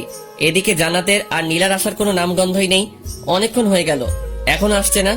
আমি ওদেরকে ডাকতে গেলাম, যেতেই দেখি ওরা বেরিয়ে আসছে। এতক্ষণ সময় লাগে নাকি? না আসলে ভাবি আজকে কলেজে প্রথম যাচ্ছে, তার জন্য একটু সাজিয়ে দিচ্ছিলাম আর কি, তাই না নীলু ভাবি? তোদের লেকচার বন্ধ করে বাইকে উঠবি নাকি আমি যাব? এই না, উঠছি। আগে নীলা উঠলো, তারপরে জান্নাত উঠলো। আমি বাইক স্টার্ট দিয়ে ভার্সিটির দিকে যেতে লাগলাম। কেমন লজ্জা লজ্জা লাগছে, নিজের বউকে নিয়ে ভার্সিটিতে যাচ্ছি, তাও আবার পিচ্ছি। কেমনটা লাগে? ভার্সিটিতে পৌঁছে বাইকটা পার্ক করে আমি নীলাকে নিয়ে প্রিন্সিপালের রুমের দিকে যাচ্ছি। সবাই আমাদের দিকে তাকিয়ে আছে। এই, সবাই আমাদের দিকে তাকিয়ে আছে কেন? তোর মতো একটা পিচ্চি মেয়ে ভার্সিটিতে এসেছে, তাই সবাই তাকিয়ে আছে। নীলা কোনো কথা বললো না। আমি সরাসরি প্রিন্সিপালের রুমে গেলাম। আসসালামু আলাইকুম, আসতে পারি স্যার? ওয়ালাইকুম আসসালাম। আরে ইমন জি, এসো এসো, ভেতরে এসে বসো। জি ধন্যবাদ স্যার। তা হানিমুন বাদে এখনই ভার্সিটিতে আসতে হলো? আমি আর নীলা দুজনে মাথা নিচু করলাম। আমার মতো নীলাও হয়তো লজ্জা পেয়েছে। আরে লজ্জার কিছু নেই, বিয়ে করেছে তো কি হয়েছে, বিয়ে তো করতেই হবে তাই না? হ্যাঁ স্যার। এই যে ছাত্রের বউ ছাত্রী, নাম কি তোমার? নীলা। শুধু নীলা নাকি দুজনের মিল করে নীলা ইসলাম? নীলা মাথা নিচু করে মুচকি হাসলো। আচ্ছা ঠিক আছে, আর লজ্জা দিচ্ছি না, আমি সব ব্যবস্থা করে রেখেছি, তুমি শুধু এখানে একটা সাইন করো। নীলা সাইন করলো। নীলা শোনো, তোমার সিলেবাস দেখে তুমি ভার্সিটির লাইব্রেরি থেকে প্রয়োজনীয় বইগুলি সংগ্রহ করে নিও। ঠিক আছে স্যার। তারপর আমি আর নীলা প্রিন্সিপাল স্যারের রুম থেকে বেরিয়ে আসলাম। এই শোনো, আমাকে আমার ক্লাসটা দেখিয়ে দাও। ওইদিকে যা। ওইদিকে বললে হবে না, আমাকে পৌঁছে দিয়ে আসো। আমি নীলাকে ওর ক্লাসরুমের দিকে এগিয়ে দিলাম। ভার্সিটির সব ছেলে মেয়ে আমাদের দুজনের দিকে তাকিয়ে আছে। তাকাবেই না কেন? আজ পর্যন্ত আমার পাশে আমার 2-3টা বান্ধবী ছাড়া অন্য কাউকে দেখিনি। আজ হঠাৎ করে আমার পাশে নীলাকে দেখে হয়তো সবাই তাকিয়ে আছে। আমি নীলাকে ওর ক্লাসরুমটা দেখিয়ে দিলাম। তারপরে আমি সরাসরি আমাদের আড্ডা দেওয়ার জায়গায় চলে গেলাম। আমাকে দেখে সবাই চমকে উঠলো। মামা, তুই ভার্সিটিতে? আজব ব্যাপার তো। আমারও তো একই কথা, তুই হঠাৎ ভার্সিটিতে আসলি মানে? কেন, আমার কি ভার্সিটিতে আসা বারণ আছে নাকি? না, বারণ নেই, তবে তুই মাত্র 5 দিন হলো বিয়ে করলি আর আজকে ভার্সিটিতে চলে আসলি। ভাবির সাথে রোমান্স করবি, সেটা না করে হঠাৎ ভার্সিটিতে, তাই আমরা সবাই একটু অবাক হলাম আর কি। তোরা জানিস না, তোদের ছাড়া আমার একদমই ভালো লাগে না, তাই তো ভার্সিটিতে চলে আসলাম। থাক, হয়েছে হয়েছে, এখন বিয়ে করেছিস, আর কদিন পর তো আমাদের চিনতেই পারবি না। এখনই চিনতে পারছি না। তা ভাবি কোথায়? পড়াশোনা করতে হবে না? হ্যাঁ, পড়াশোনা তো করাতেই হবে। আজকে তো ইন্টার ফার্স্ট ইয়ারে ভর্তি করে দিলাম। কোন কলেজে মামা? এই ইমনের বউ, ইমন যে কলেজে ইচ্ছা ভর্তি করে দেবে, তোর এত জানা দরকার কি? না, ভাবিকে দেখে শুনে রাখার দায়িত্ব তো আমাদের সবারই, তাই না? তোকে এত দায়িত্ব বহন করা লাগবে না, এখন নিজের জন্য কাউকে খোঁজে নে। আমার ভাগ্যে মনে হয় কেউ নেই। আমরা সবাই এভাবে কিছুক্ষণ আড্ডা দেওয়ার পর ক্লাস করতে গেলাম। 2টা ক্লাস করলাম, আর ভালো লাগছে না। তারপরে আমি, আশিক, হাসিব, সামি 4 জন গেলাম বাজারের দিকে। বাজারে গিয়ে ক্যারাম খেললাম, ধোয়া ছাড়লাম, আর কিছুক্ষণ আড্ডা দিলাম। একটু পরে ফোনটা বেজে উঠলো। ফোন বের করে দেখলাম জান্নাত ফোন দিয়েছে। হ্যালো ভাইয়া, তুমি কোথায়? তাড়াতাড়ি ভার্সিটির দিকে আসো, ভার্সিটি বন্ধ হয়ে গেছে, ভাবিকে কোথাও খুঁজে পাচ্ছি না। আচ্ছা ঠিক আছে, আমি এক্ষুনি আসছি। দোস্ত তোরা থাক, আমার একটু কাজ আছে, আমি যাচ্ছি। তারপর আমি বাইকে স্টার্ট দিয়ে ভার্সিটির দিকে গেলাম। ভার্সিটিতে পৌঁছে দেখলাম জান্নাত বাইরে দাঁড়িয়ে আছে। নীলা কোথায়? ভার্সিটি বন্ধ হওয়ার পর সবাই যখন চলে যাচ্ছিল, আমি তখন অনেক খোঁজাখুঁজি করেছি, কিন্তু নীলা ভাবিকে কোথাও পাইনি। এত ছাত্রছাত্রীর ভিড়ে আমি ভাবিকে কোথায় খুঁজবো? আচ্ছা তুই কোনো চিন্তা করিস না, আমি খুঁজে বের করছি। তুই একটা রিক্সা নিয়ে বাসায় চলে যা। আচ্ছা ঠিক আছে ভাইয়া, ভাবিকে খুঁজে পেলে আমাকে ফোন করে জানিয়ে দিও। আচ্ছা ঠিক আছে। আমার তো মাথায় কোনো কাজ করছে না, আমি কোথায় খুঁজবো নীলাকে? বাড়িতে আম্মু আব্বু যদি জানতে পারে তাহলে আমাকে তো আস্ত রাখবে না। কোথায় গেল এইটুকু পিচ্চি মেয়েটা? ও তো গ্রামের মেয়ে, শহরের কিছুই ভালোভাবে চিনে না। এখন আমি কোথায় খুঁজবো নীলাকে? চিন্তায় আমার হাত পা ঠান্ডা হয়ে যাচ্ছে। ভার্সিটির এদিক ওদিকে একটু খোঁজাখুঁজি করলাম, কিন্তু নীলাকে দেখতে পেলাম না। আজ নীলার যদি একটা কিছু হয়ে যায় তাহলে আমি নিজেকে ক্ষমা করব কিভাবে? ভীষণ দুশ্চিন্তা হচ্ছে। কি করব আমি? কোন দিকে যাব? ফোনটা বেজে উঠলো, বের করে দেখলাম জান্নাত ফোন দিয়েছে। হ্যালো ভাইয়া, তুমি বাসায় চলে এসো, ভাবি চলে এসেছে। আচ্ছা ঠিক আছে, আসছি। যাক, এতক্ষণ একটা স্বস্তির নিঃশ্বাস ফেললাম। এই পিচ্চি মেয়েটার জন্য কতই না চিন্তা হচ্ছিল। আজকের মতো বেঁচে গেছি, এরপর থেকে আর এমন ভুল করা যাবে না। আমি বাইকটা স্টার্ট করে রওনা দিলাম বাসার উদ্দেশ্যে। বাসায় পৌঁছাতে পৌঁছাতে 2টা বেজে গেল। কলিং বেল দিতেই জান্নাত এসে দরজা খুলে দিল। ভাইয়া, আম্মু খুব রেগে আছে কিন্তু। আমি ভেতরে চলে আসলাম। আম্মু সরাসরি আমার কাছে এসে আমার গালে একটা কষে থাপ্পড় বসিয়ে দিল। আমি চুপচাপ মাথা নিচু করে ফেললাম। এরকম থাপ্পড় আমি মাঝে মধ্যে খাই, ব্যাপার না। তোর জ্ঞান বুদ্ধি কিছু আছে? এইটুকু একটা মেয়েকে ছেড়ে কোথায় গিয়েছিলি? ওর যদি কিছু একটা হতো তাহলে কি করতি তুই? আমি চুপচাপ মাথা নিচু করে আছি। এখন কিছু বলা যাবে না, কারণ আম্মু ইজ ফায়ার। কি হলো, চুপ করে আছিস কেন? কথা বল, ওর কিছু হলে কি করতি তুই? আম্মু, আমি একদম বুঝতে পারিনি।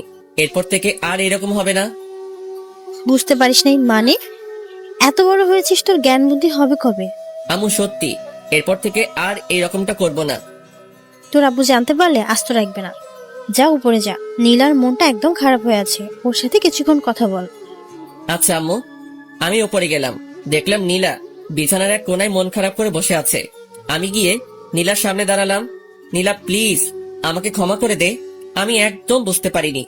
ক্ষমা চাওয়ার কিছু নেই, তুমি তো আমার থেকে দূরে থাকতে চাও।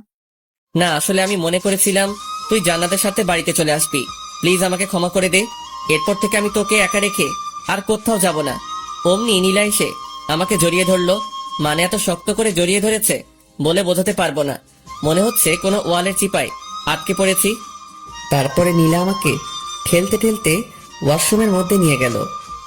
আমার কারোর সাথে গোসল করতে ভালো লাগে না, কারোর সাথে লাগুক বা না লাগুক, আমার সাথে লাগবে। তারপরে নীলা শাওয়ার ছেড়ে দিল। আমি আর নীলা একসাথে গোসল করছি। আমি ভালো লাগিয়ে দিচ্ছি। একবার যদি তোমার আর আমার মধ্যে স্বামী স্ত্রীর সম্পর্কটা গড়ে ওঠে, তারপর তুমি তোমার সব গার্লফ্রেন্ডকে ভুলে যাবে। এই, আমার তো কোনো গার্লফ্রেন্ড নেই। তাহলে সেদিন যে বললে আছে? এমনিতেই বলেছি। মিথ্যুক একটা। আচ্ছা ঠিক আছে, ভেজা কাপড় চেঞ্জ করো। মানে কি বলছিস? কি কি বলছি বুঝতে পারছো না? চেঞ্জ করো তাড়াতাড়ি। তোর সামনে? হ্যাঁ, আমার সামনে চেঞ্জ করতে হবে। মরে গেলেও পারবো না। দেখাচ্ছি তোমায়। এই, একদম না, একদম আমার কাছে আসবি না বলছি। আমি নীলাকে জোর করে ঠেলতে ঠেলতে ওয়াশরুমের বাইরে বের করে দিলাম। তারপর আমি চেঞ্জ করে নীলাকে বললাম, ভিতরে গিয়ে চেঞ্জ করে আয়। ভেতরে যাব না, এখানেই চেঞ্জ করব। তোর লজ্জা শরম বলতে কিছু নেই? তোমার সামনে আবার কিসের লজ্জা শুনি? শুধু আমার সামনে না, তোর কারো সামনে লজ্জা নেই। আমি বুঝতে পেরেছি। আচ্ছা, লজ্জা যখন নেই তাহলে দেখো। এই বলে নীলা আমার সামনে, আমি অন্যদিকে তাকাইলাম। ছি, তুই এইরকম? আমি আগে জানতাম না। নীলা আমাকে পেছন থেকে জড়িয়ে ধরে বলল, কি রকম গো? লজ্জা শরম বিবেকহীন একটা মেয়ে। আচ্ছা হয়েছে, এবার আমার চেনটা আটকে দাও। আমি অবাক হয়ে নীলার দিকে তাকাইলাম। দেখলাম নীলা একটা 3 পিস পরেছে আর আমাকে চেইন আটকে দিতে বলছে। এই শোন, এগুলো আমি পারি না। পারে না বললে হবে না, তাড়াতাড়ি আটকে দাও বলছি। পারবো না বললাম না? আম্মুকে কিন্তু ডাক দিব আর বলবো সিম্পল আমার এইটুকু কাজ করে দাও না, তখন তোমাকে বকাবকি করবে। এই শোন, আমার সামনে ভালোভাবে থাকবি। ভালোভাবে থাকবো মানে? মানে তোর অন্য কোথায়? এই যে বিছানায়। ওই চুপ, আমার সামনে একদম ভালোভাবে থাকবি, নয়তো থাকবি না। নীলা একেবারে আমার ঠোঁটের কাছে ঠোঁট নিয়ে এসে বলল, তোমার সামনে থাকতে হলে আমাকে কি ওড়না নিয়ে থাকতে হবে নাকি? আমি নীলাকে ধাক্কা দিয়ে বললাম, আমি যেটা পছন্দ করি সেটা করলে তোর পক্ষে ভালো হবে। ঠিক আছে, লাঞ্চ করব, চলো। চল। এই যে কোথায় যাব? আম্মু তো রুমে খাবার দিয়ে গেছে। কখন দিয়ে গেল? তুমি যখন ড্রেস চেঞ্জ করছিলে ওয়াশরুমে, তখন আম্মু এসে খাবার দিয়ে গেছে। ও আচ্ছা। তারপর আমি লাঞ্চ করতে শুরু করলাম। এই তুমি কেমন, আমাকে ডাকছো না কেন? তোকে ডাকার কি আছে? তুই দেখতে পাচ্ছিস না খাবার এখানে? তাই বলে তুমি একা একা খাবে? আমাকে একবারও ডাকবে না? শোন, এত ঢং দেখার সময় নেই। তোর ইচ্ছা হলে খাবি, নয়তো খাবি না। নীলা আমার কাছে আসলো, এসে বলল, আমাকে খাইয়ে দাও। শখ কত? খাইয়ে দাও বলতেছি। কখনোই না। না খাইয়ে দিলে আমি কিন্তু তোমাকে বিরক্ত করব। বিরক্ত করি মানে? দেখবে। আমি কোনো কথা বললাম না, চুপচাপ খেয়ে যাচ্ছি। নীলা এসে আমার কোলের উপর বসলো। এই, কি হচ্ছেটা কি? নাম বলছি। বললাম তো, খাইয়ে না দিলে বিরক্ত করব। আমি কখনোই তোকে খাইয়ে দেব না, নাম বলছি। না খাইয়ে দিলে আমিও নামবো না। শেষবারের মতো বলছি, নাম বলছি, না হলে কিন্তু ফেলে দেব। ফেলে দিলে তো আম্মু আছে, আম্মুকে ডাকবো, তারপর কি হবে বুঝতেই পারছো। কি করব? এমন দুষ্টু মেয়ে আমি কখনো দেখিনি। আচ্ছা ঠিক আছে, নাম, আমি খাইয়ে দিচ্ছি। প্রথমেই খাইয়ে দিতে বললাম, দিলে না। এখন আমিও নামবো না। যত তাড়াতাড়ি খাইয়ে দিবে তত তাড়াতাড়ি নামবো, আর না হলে দিও না। আমার তো থাকতে ভালোই লাগছে। আর কি করব? নীলাকে খাইয়ে দিতে শুরু করলাম। না খাইয়ে দিলে তো আর নামবে না। আমি নীলাকে খাইয়ে দিচ্ছি, আর নীলা শুধু বারবার আমার হাতে কামড় দিচ্ছে। আমি চুপচাপ সব সহ্য করছি। তাড়াতাড়ি খাইয়ে না দিলে আমার কোল থেকে নামবে না। আচ্ছা, আমার খাওয়া শেষ, এবার তুমি খাও। আমি হাত ধুয়ে নিচ্ছি। এই, তুমি শেষ করলে কেন? খাও বলছি। শোন, এত অত্যাচার রিমান্ডের আসামিকেও করে না, আর আমার খাওয়ার ইচ্ছা শেষ। তুমি এমন বলো না, আমি তোমাকে আর জ্বালাবো না। প্লিজ তুমি খেয়ে নাও। কোথা শেষ বললাম না? আচ্ছা, আমি তোমাকে খাইয়ে দিচ্ছি। কোনো দরকার নেই। আমি চুপচাপ বিছানায় গিয়ে শুয়ে পড়লাম। আমার কথা শুনলে না তো? আচ্ছা দেখাচ্ছি, আগে প্লেটগুলো পরিষ্কার করে আসি। একটু একটু ঘুম পাচ্ছে, ঘুমিয়ে পড়বো। এই মুহূর্তেই আবার রিমান্ড শুরু। মানে নীলা এসে খুব জোরে দরজা আটকে দিল। এই, এত শব্দ করছিস কেন? আর দরজা আটকে দিলি কেন? আমি কখনো দরজা আটকে দেই না। এখন আমি এসেছি, এখন থেকে দরজা আটকে দিতে হবে। আটকে দিতে হবে মানে? না মানে এখন তো আমরা রোম্যান্স করব, যদি কেউ রুমের মধ্যে চলে আসে তাই আটকে দিলাম। শোন, এখন আমি ঘুমাবো, একদম আমাকে বিরক্ত করবি না। বিরক্তি দেখছোটা কি? তুমি তো আমার একটা কথাও শুনো না, এখন তোমাকে দেখাচ্ছি। এই বলে নীলা আমার পেটের উপর উঠে বসলো। দেখ পিচ্ছি, আমাকে বিরক্ত করিস না। আমি না তোমার বউ? আমি ছাড়া তোমাকে কে বিরক্ত করবে, আদর করবে শুনি? লাগবে না তোর কোনো আদর। দেখো, তুমি কি চাও আমি আম্মুকে সব বলে দেই? বলে দেই মানে? এই যে আমাদের মধ্যে কোনো সম্পর্ক গড়ে ওঠেনি, এগুলো আম্মুকে বলে দেই। আমি কোনো কথা বললাম না। দেখো, আমি তোমার ভালোবাসা পাওয়ার চেষ্টা করছি, এমন কিছু করো না যাতে জোর করে সবকিছু আদায় করতে হয়, ঠিক আছে? অন্যদিকে তাকিয়ে শুয়ে রইলাম। নীলা আমার উপর শুয়ে পড়লো। তারপরে শুরু করলো পিচ্চির অত্যাচার। মানে গলায় গালে কিস করতে শুরু করলো। আবার পুরুষত্ব জেগে উঠতে শুরু করলো। আমি অনেক কষ্টে নিজেকে কন্ট্রোল করছি। তারপরে নীলা যা করলো সেটার জন্য মোটেও প্রস্তুত ছিলাম না। নীলাও ড্রেস খুলে ফেলেছে। আমি ধাক্কা দিয়ে নীলাকে আমার উপর থেকে সরিয়ে দিলাম। কি হচ্ছে এটা কি এগুলো? না মানে আমার খুব গরম লাগছে। গরম লাগছে ঠিক আছে, তাই বলে এগুলো কেমন অসভ্যতা? নীলা আমার কোনো কথা শুনছে না। আমি ওর গালে একটা চর বসিয়ে দিলাম। ফাইজলামের একটা সীমা থাকা দরকার। তোর অনেক পাগলামি আমি সহ্য করেছি, কিন্তু আর নয়। একটা কথা বলছি, ভালোভাবে শুনে নে। আমি তোকে কখনো আমার বউ হিসেবে মানি না। কথাগুলো বলেই আমি রুম থেকে বেরিয়ে পড়লাম। এই পিচিটার জন্য বাড়িতে থাকা যাবে না। দূর কিছু ভালো লাগে না, কি করব?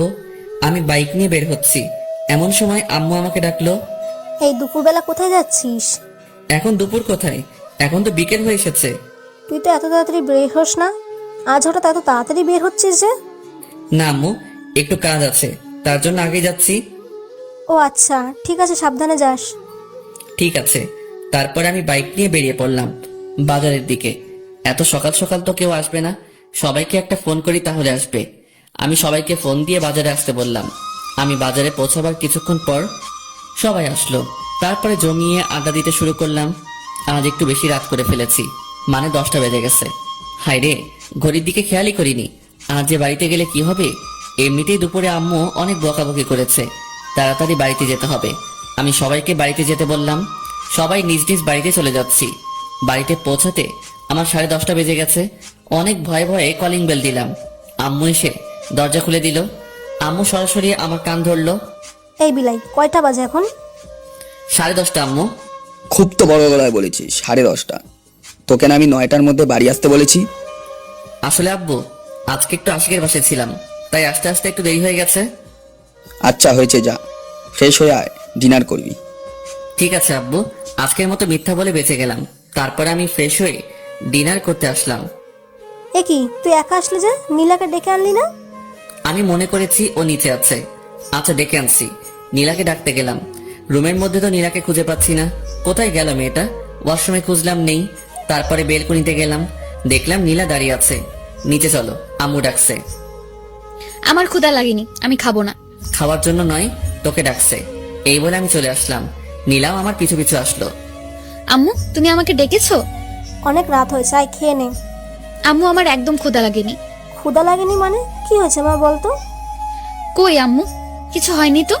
তোর মন খারাপ লাগছে? কি হয়েছে মা, আমাকে বল।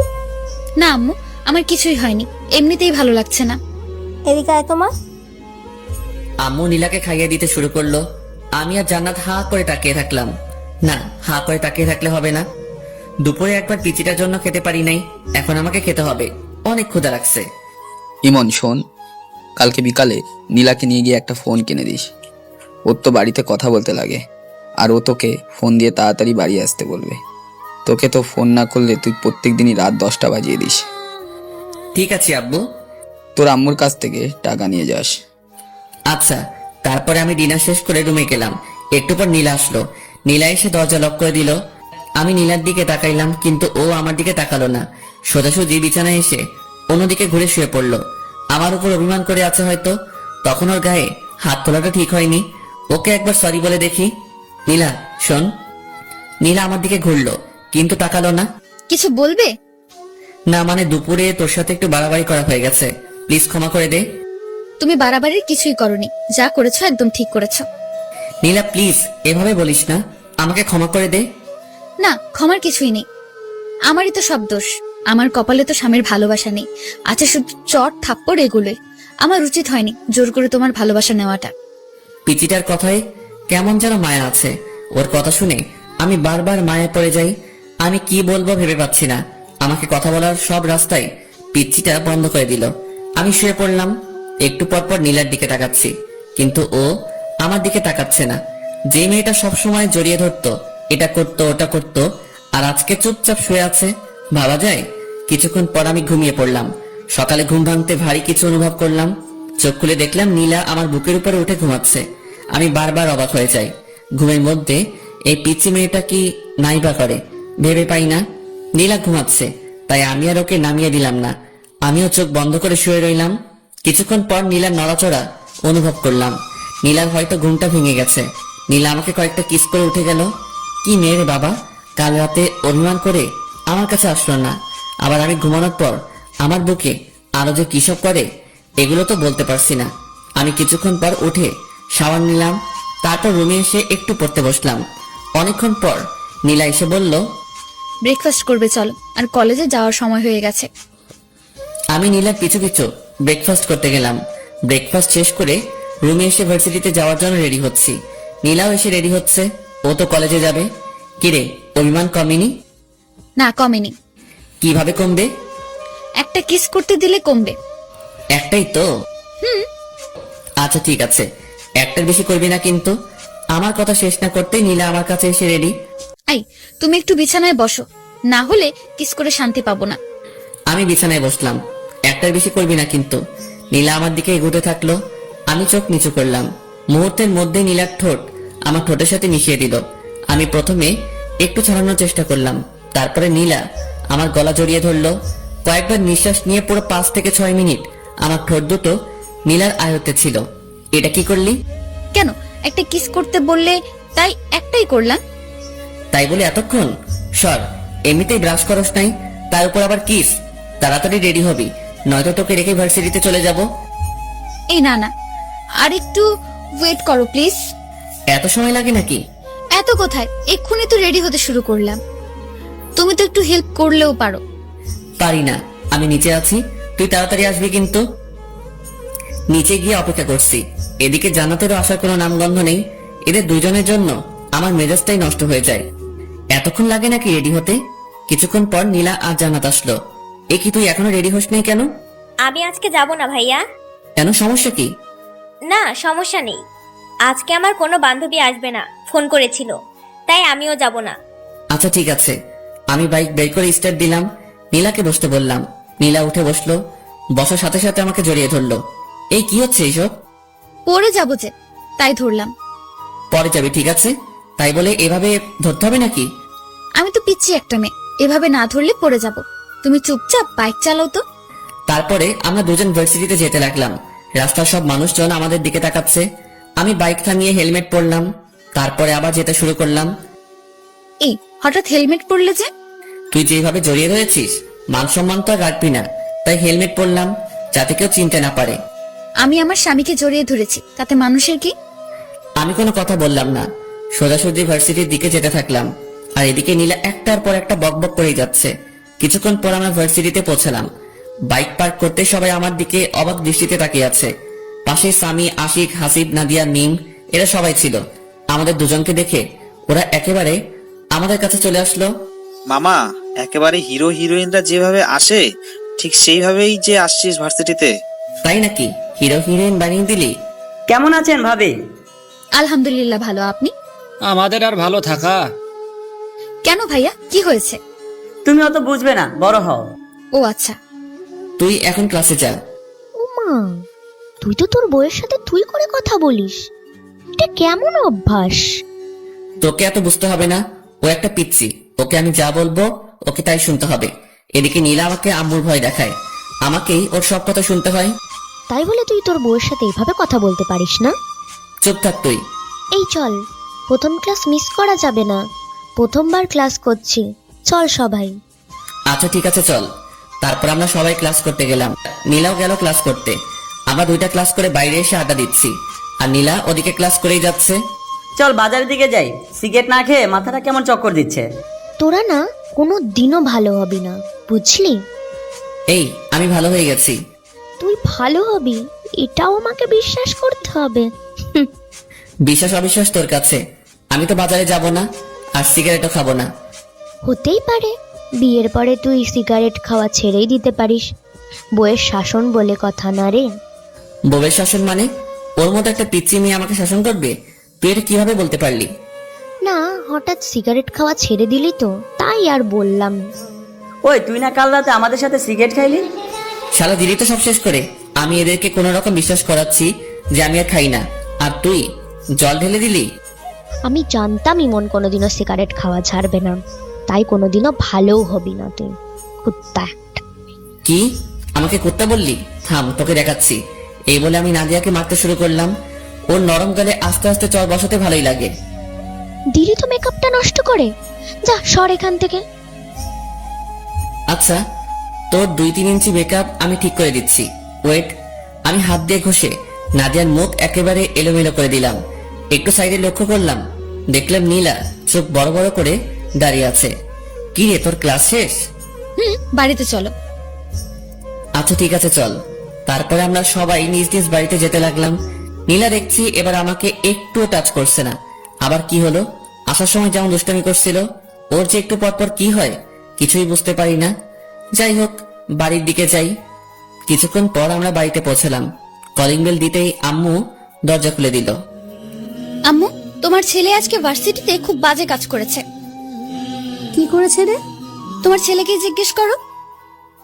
এই, কি করেছিস তুই? কই কি করলাম? আমি তো কিছুই করি নাই। মিথ্যা বলছে আম্মু। আচ্ছা, কি করেছে তুই বল তো মা। তোমার ছেলে ভার্সিটির মেয়েদের মেকআপ ঠিক করে দেয় গালে হাত দিয়ে। নীলা এসব কি বলছে? আম্মু, ওইটা আমার বান্ধবী ছিল, আমরা ইয়ার্কি করছিলাম। গায়ে হাত দিয়ে কিসেরই আর কি? ফ্রেন্ডের মধ্যে তো একটু একটু এমন হয়। ঠিক আছে, কিন্তু গায়ে হাত দেওয়া যাবে না। এরপর থেকে যেন এরকম কথা না শুনি। ঠিক আছে আম্মু। তারপর আমি রুমে গেলাম। আমার পিছু পিছু নীলা রুমে আসলো। এই পিচ্ছি, তুই আম্মুকে বললি কেন? বলবোই তো, 100 বার বলবো। আমাকে বকা খাওয়াতে তোর ভালো লাগে? না, লাগে না। কিন্তু তুমি অন্য মেয়েদের গালে কেন হাত দিবে? ওটা তো আমার ফ্রেন্ড ছিল, ওর সাথে আমি মজা করছিলাম। তুমি মজা করো আর যাই করো, আমার ছাড়া অন্য কোনো মেয়ের গালে বা অন্য কোথাও স্পর্শ করতে পারবে না। কেন? তোর সমস্যা কোথায়? নীলা আমাকে জড়িয়ে ধরলো আর বলল, তুমি শুধু আমার, আমি ছাড়া কেউ তোমার ধারে কাছেও আসতে পারবেন না। ছাড় তো, এখন গোসল করব। ছাড়বো কেন? চলো, আমিও গোসল করব। না, আগে আমি, তারপরে তুই। বললাম না দুজন একসাথে। আমার কথা না শুনলে কি হবে সে তো দেখতেই পেলে একটু আগে। কবে মুক্তি পাবো তোর এই ঝামেলা থেকে? যেদিন আমাকে তোমার আপন করে নেবে সেদিনই তুমি মুক্তি পাবে। কোনোদিনও না। তাহলে কোনোদিনও মুক্তি পাবে না। আমি কোনো কথা না বলে ওয়াশরুমে গেলাম শাওয়ার নিতে। নীলাও আমার পিছু পিছু আসলো। আমি শাওয়ারটা ছেড়ে দিলাম। নীলা এসে আমাকে পেছন দিক থেকে জড়িয়ে ধরলো। গোসল করার সময় এগুলো কি ধরনের ফাজলামি? এগুলো ফাজলামি নয়, এগুলো ভালোবাসা। গোসল করার সময় কেউ ভালোবাসা প্রকাশ করে না। সবার সাথে আমার কোনো মিল নেই। আমার যখন যেটা ভালো লাগে আমি তখন সেটাই করি। তাহলে আমার সাথে কেন এগুলো করিস? তুই জানিস না কোনটা আমার ভালো লাগে আর কোনটা ভালো লাগে না? একবার আমাকে আপন করে নাও, তারপর থেকে তোমার সব কিছু ভালো লাগবে। ছাড়বি তুই আমাকে? একবার শক্ত করে জড়িয়ে ধরো, তাহলে ছাড়বো না। পারবো না, তাড়াতাড়ি ছাড় বলছি। আচ্ছা, এখন জোর করলাম না, কিন্তু লাঞ্চ করার পর আমাকে জড়িয়ে ধরবে, না হলে খবর আছে তোমার। তারপরে আমরা দুজন গোসল শেষ করলাম। এই, আমাকে একটু চিরুনি করে দাও না। মানে আমি চিরুনি করতে পারি নাকি? পারবে, এদিকে এসো, একটু সাহায্য করো না। আমি কোনোদিনও কাউকে চিরুনি করে দেইনি। আজকে আমাকে দেবে, এসো প্লিজ প্লিজ প্লিজ। কি করব? এই প্রথম নীলার মাথায় চিরুনি করে দিলাম। নীলা তো মহা খুশি। তারপরে আমরা দুজন লাঞ্চ করতে গেলাম। আমি, নীলা, আম্মু, জান্নাত একসাথে লাঞ্চ করলাম। আব্বু কাজের ব্যস্ততায় আসতে পারে নাই। আম্মু আমাকে তোমার মতো রান্না শেখাবে। আচ্ছা শেখাবো, তুই আগে বড় হয়ে নে। আর কত বড় হব, তুমি আমাকে শিখিয়ে দেবে। আচ্ছা, তোকে সময় করে রান্না করা শেখাবো। আচ্ছা ঠিক আছে। ইমন, তোর আব্বু নীলাকে একটা ফোন কিনে দিতে বলেছে। আচ্ছা ঠিক আছে, একটা ফোন এনে দেব। ওকে নিয়ে যাবি, একটু তোর সাথে ঘুরবে। কিন্তু আম্মু। কোনো কিন্তু নয়, বিকালে দুজনে যাবি। আচ্ছা ঠিক আছে। তারপর আমি সবার আগে লাঞ্চটা শেষ করে রুমে গেলাম। কি করব আমি? নীলা খুব বাড়াবাড়ি করছে, ওকে নিয়ে আর পারছি না। আচ্ছা, ওকে কি কোনোভাবে ওর বাড়িতে পাঠিয়ে দেওয়া যায় না? দেখি কোনোভাবে সম্ভব হয় কিনা। অমনি নীলা রুমে আসলো, এসে দরজা আটকে দিল। আমি কোনো কথা বললাম না। ওর সাথে আমি কিছুতেই পেরে উঠছি না। কিভাবে পারবো ও শুধু আম্মু আব্বুর ভয় দেখায়, আর আমি তো আম্মু আব্বুর বিরুদ্ধে যেতে পারবো না। কি ভাবছো গো? ভাবছি কিভাবে তোকে এই বাড়ি থেকে তাড়ানো যায়। বৃথা চেষ্টা করে কোনো লাভ নেই। নীলা আস্তে আস্তে আমার কাছে আসছে, আমি কিছু বলবো অমনি নীলা আমার মুখটা চেপে ধরলো। একটা কথাও বলবে না, আমি যা করব সবকিছু চুপচাপ সহ্য করবে। তাই বলে আমি চুপ করে আছি, আর এদিকে নীলা আমার উপর অত্যাচার চালাচ্ছে, কখনো লিপ কিস দিচ্ছে, কখনো গালে। একটা সময়ও থেমে থাকছে না, মেনে নিতেও পারছি না, ছেড়ে দিতেও পারছি না। কি করব, ঝুলন্ত অবস্থায় আছি। এভাবে বিকেল পর্যন্ত সহ্য করতে হলো নীলার পাগলামি। এইটুকু একটা পিচ্চি মেয়ে এত কিছু বোঝে কিভাবে আমি ভেবে পাই না। পিচ্চি কিন্তু যেগুলো করে মনে হয় কত কত বছরের অভিজ্ঞতা। আমি বিছানা থেকে উঠে ফ্রেশ হতে গেলাম। ঠোঁট আর গাল নীলা একেবারে শেষ করে দিয়েছে। এখন আমার যেতে হবে নীলাকে নিয়ে শপিং এ, ফোন কিনতে। এ তো আর একটা ঝামেলা। এইটুকু একটা পিচ্চি মেয়ের সাথে বেড়াতে আমার একদম ভালো লাগে না। আমি রুমে এসে ফোন টিপতে লাগলাম। আচ্ছা আমি কি পরবো? শাড়ি পরলে কি ভালো লাগবে? তাড়াতাড়ি রেডি হবি, বেশিক্ষণ অপেক্ষা করতে পারবো না। তুমি সব সময় একটু বেশি কথা বলো। শোনো, আমি নীল শাড়ি পরবো আর তুমি একটা নীল পাঞ্জাবি পরবে, ঠিক আছে? নীলা আলমারি থেকে একটা নীল পাঞ্জাবি বের করলো, আর ওর জন্য নীল শাড়ি। তোকে বললাম না এখন পাঞ্জাবি পরবো না? আমি যখন বলেছি তোমাকে পরতেই হবে। এদিকে এসো তো। নীলা আমার শার্ট খুলে পাঞ্জাবি পরিয়ে দিল। এই আমাকে শার্টটা পরিয়ে দাও না। আমি পারি না, তুই একা একাই পর, আমি বাইরে যাচ্ছি। এই তোমাকে বাইরে যেতে বলেছি, এদিকে আসো। তুমি একটু শাড়ির কুচিটা ধরো। কি আর করব, আমি গিয়ে নীলা শাড়ির কুচিটা ধরলাম। এতক্ষণ লাগে নাকি শাড়ি পরতে? তাড়াতাড়ি পর বলছি। তাড়াতাড়ি করছি, একটু ওয়েট করো। আর কতক্ষণ লাগবে? এই তো হয়ে গেছে, এবার কুচিটা দিয়ে দাও। কি? আমি কখনোই পারবো না। তুমি পারবে, তোমার 14 গোষ্ঠী পারবে। তাহলে 14 গোষ্ঠীর কাছ থেকে পরিয়ে নেব, আমি পারবো না। দাও বলছি, তুমি না ছেলে, এত ভয় কিসের তোমার? তাই বলে তোর ওখানে কুচি দিয়ে দেবো নাকি? দেরি হয়ে যাচ্ছে, তাড়াতাড়ি দাও। তারপর আমি কাঁপতে কাঁপতে নীলার কুচিটা দিয়ে দিলাম।